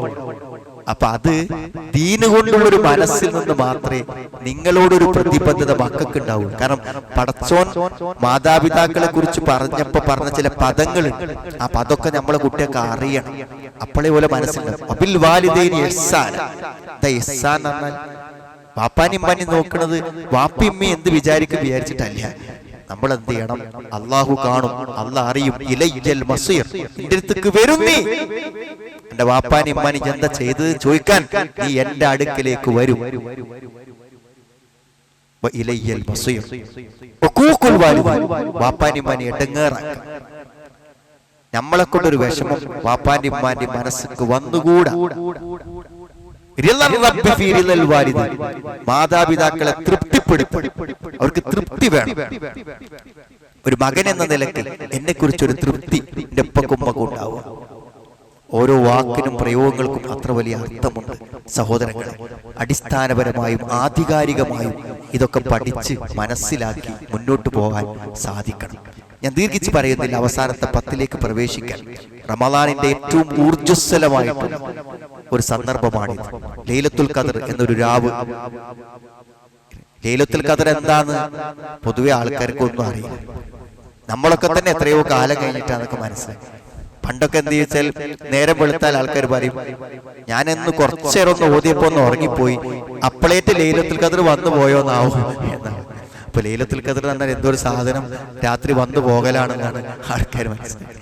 ലൈലത്തുൽ ഖദർ എന്ന് പറഞ്ഞാൽ എന്തായി? അതൊരു രാത്രിന്റെ പേര്. ഇപ്പൊ നമ്മൾ ഹറമെന്ന് ഇന്നത്തെ മഗ്‌രിബ് നമ്മൾ ഹറമെന്ന് നിസ്കരിക്കുകയാണെങ്കിൽ എന്തുണ്ടാവും? 1,00,000 നിസ്കാരത്തിന്റെ കൂലി കിട്ടും. അന്തങ്ങൾ 1,00,000 റക്അത്ത് നിസ്കരിക്കണോണ്ടല്ല, ഹറം എന്ന് പറയുന്ന ആ സ്ഥലത്തിന് ഒരു പരിശുദ്ധി ഉള്ളതുകൊണ്ട് അവിടുന്ന് ഒരു നിസ്കാരം സംഭവിച്ചാൽ ആ നിസ്കാരത്തിന് 1,00,000 പ്രതിഫലം. അതേപോലെ അല്ലാഹു ഒരു സമയത്തിന് മഹത്വം കൽപ്പിച്ചു. ആ സമയം ഒരു രാത്രിയാണ്. അപ്പൊ ഹത്താ മത്ലഇൽ ഫജ്ർ, ഏത് സൂര്യൻ അസ്തമിച്ചിട്ട് അടുത്ത സൂര്യോദയം വരെയുള്ള ഒരു ടൈം, ഒരു ഡ്യൂറേഷൻ, ഒരു കാലയളവ്. ആ രാത്രിയിൽ നിങ്ങൾ എന്ത് ചെയ്താൽ വാപ്പാനോടും ഉമ്മാനോടും ഒരു സ്നേഹം കാണിച്ച്, അല്ലെങ്കിൽ ഒരു ദിക്റ് ചൊല്ലി, അല്ലെങ്കിൽ ഒരു പേജ് ഖുർആൻ ഓതി, അല്ലെങ്കിൽ ഒരു നല്ലതൊരാൾക്ക് പറഞ്ഞു കൊടുത്ത്, അല്ലെങ്കിൽ ഒരു ദിക്റ് ചൊല്ലി, എന്ത് സംഭവിച്ചാലും ഖൈറും മിൻ അൽഫി ശഹർ, 1000 മാസങ്ങളെക്കാളും ഉത്തമം. അപ്പൊ ചില ആൾക്കാർ വിചാരിച്ച് ഇത് പള്ളിക്ക് ഇരിക്കുന്നവർക്ക് മാത്രമേ കിട്ടുള്ളൂ, പള്ളിക്ക് മാത്രമേ ഈ രാവുള്ളൂ. രാത്രി പള്ളികൾക്ക് മാത്രമല്ല, ഒരാർത്തവമുള്ള സ്ത്രീ വീട്ടിലിരുന്ന് ദിക്റ് ചൊല്ലിയാലും അവൾക്ക് ലൈലത്തുൽ ഖദറിന്റെ പുണ്യം കിട്ടും. ചില സ്ത്രീകളൊക്കെ ഈ അവസാനത്തെ 10 ആവുമ്പോ മെൻസസ് ആയാൽ അവർ പറയും, എന്റെ ലൈലത്തുൽ ഖദറൊക്കെ പോയാണ്. ലൈലത്തുൽ ഖദർ കണ്ടു പോകില്ല. അതൊരു രാത്രിയാണ്, മഹത്വത്തിന്റെ രാത്രി. അല്ലാഹു 80 വർഷത്തെ പുണ്യം, 80 വർഷം ഒരാൾ പുണ്യം ചെയ്താൽ കിട്ടുന്ന പ്രതിഫലം ഒരു രാവ് കൊണ്ട് നമുക്ക് തരാൻ അല്ലാഹു നിശ്ചയിച്ചൊരു സമയം. മാത്രമല്ല സുഹൃത്തുക്കളെ, ആ രാത്രിക്കൊരു പ്രത്യേകത. ഒരു കൊല്ലത്തെ നമ്മുടെ ഖളാഅകൾ തീരുമാനിക്കുന്ന രാത്രി. ഇനി അടുത്ത കൊല്ലത്തിലിടക്ക് നമുക്ക് എന്തൊക്കെ വരണം പോകണം എന്നൊക്കെ തീരുമാനമാകുന്നത് ഈ രാത്രിയിലാണ്. എല്ലാ കാര്യവും തീരുമാനിക്കപ്പെടും. അപ്പൊ നമ്മളെ കാര്യം പടച്ചോൻ തീരുമാനിക്കുന്ന രാത്രി നമ്മൾ ഉറങ്ങി അന്തം വിട്ട് കിടക്കാൻ പറ്റൂ? അങ്ങനത്തെ ഒരു രാത്രിയാണ്. അന്നത്തെ രാത്രി തറാവീഹ് നമസ്കാരം എന്നും നിസ്കരിക്കണോ? ഇപ്പൊ അന്നത്തെ നിസ്കാരം കിട്ടൂലേ? എന്നും തറാവീഹ് നിസ്കരിക്കുന്നവൻ ലൈലത്തുൽ ഖദറിന്റെ രാത്രിയിലെ നിസ്കാരം കിട്ടൂലേ?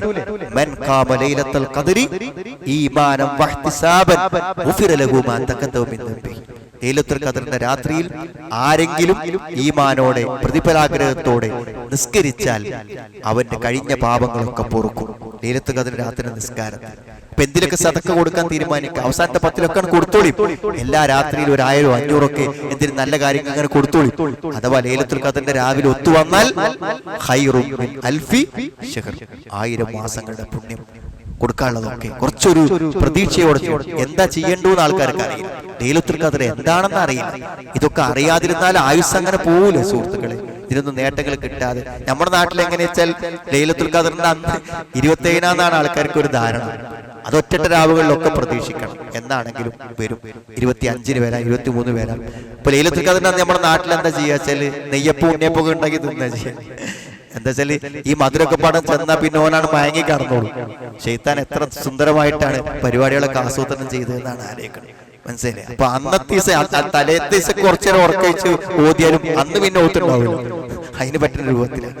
ഇതിന്റെ പുണ്യത്തെ കുറിച്ചും മഹത്വത്തെ കുറിച്ചൊക്കെ ഖുർആൻ ഇറങ്ങിയ രാവാണ്. അത് സലാമുൻ ഹയ്യ ഹത്താ മത്ലഇൽ സലാമുൻ ഹയ്യ, സമാധാന ശാന്തി. അള്ളാഹുവിന്റെ സമാധാന ശാന്തി ജിബ്രീൽ നേരിട്ട് വന്നിറങ്ങും, മലായിക്കത്തുകൾ വന്നിറങ്ങും ഏറ്റവും ശ്രേഷ്ഠമായ രാവാണ്. ആ രാവ് നഷ്ടപ്പെട്ടവന് എല്ലാ നന്മയും നഷ്ടപ്പെട്ടു. ആ രാവ് നഷ്ടപ്പെട്ടവന് എല്ലാ നന്മയും അൽ ഖൈറു കുല്ലു, എല്ലാ നന്മയും നഷ്ടപ്പെട്ടു പോയി.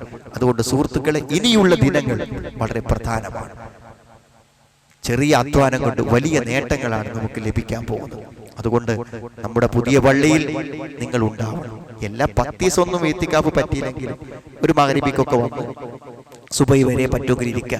പരമാവധി 1 മണിക്കൂർ വരെ ഇരുന്നാലും എത്തിക്കാഫിന്റെ പുണ്യം കിട്ടും. 1 മണിക്കൂറാണ് പണ്ഡിതന്മാര് മിനിമം പറഞ്ഞു.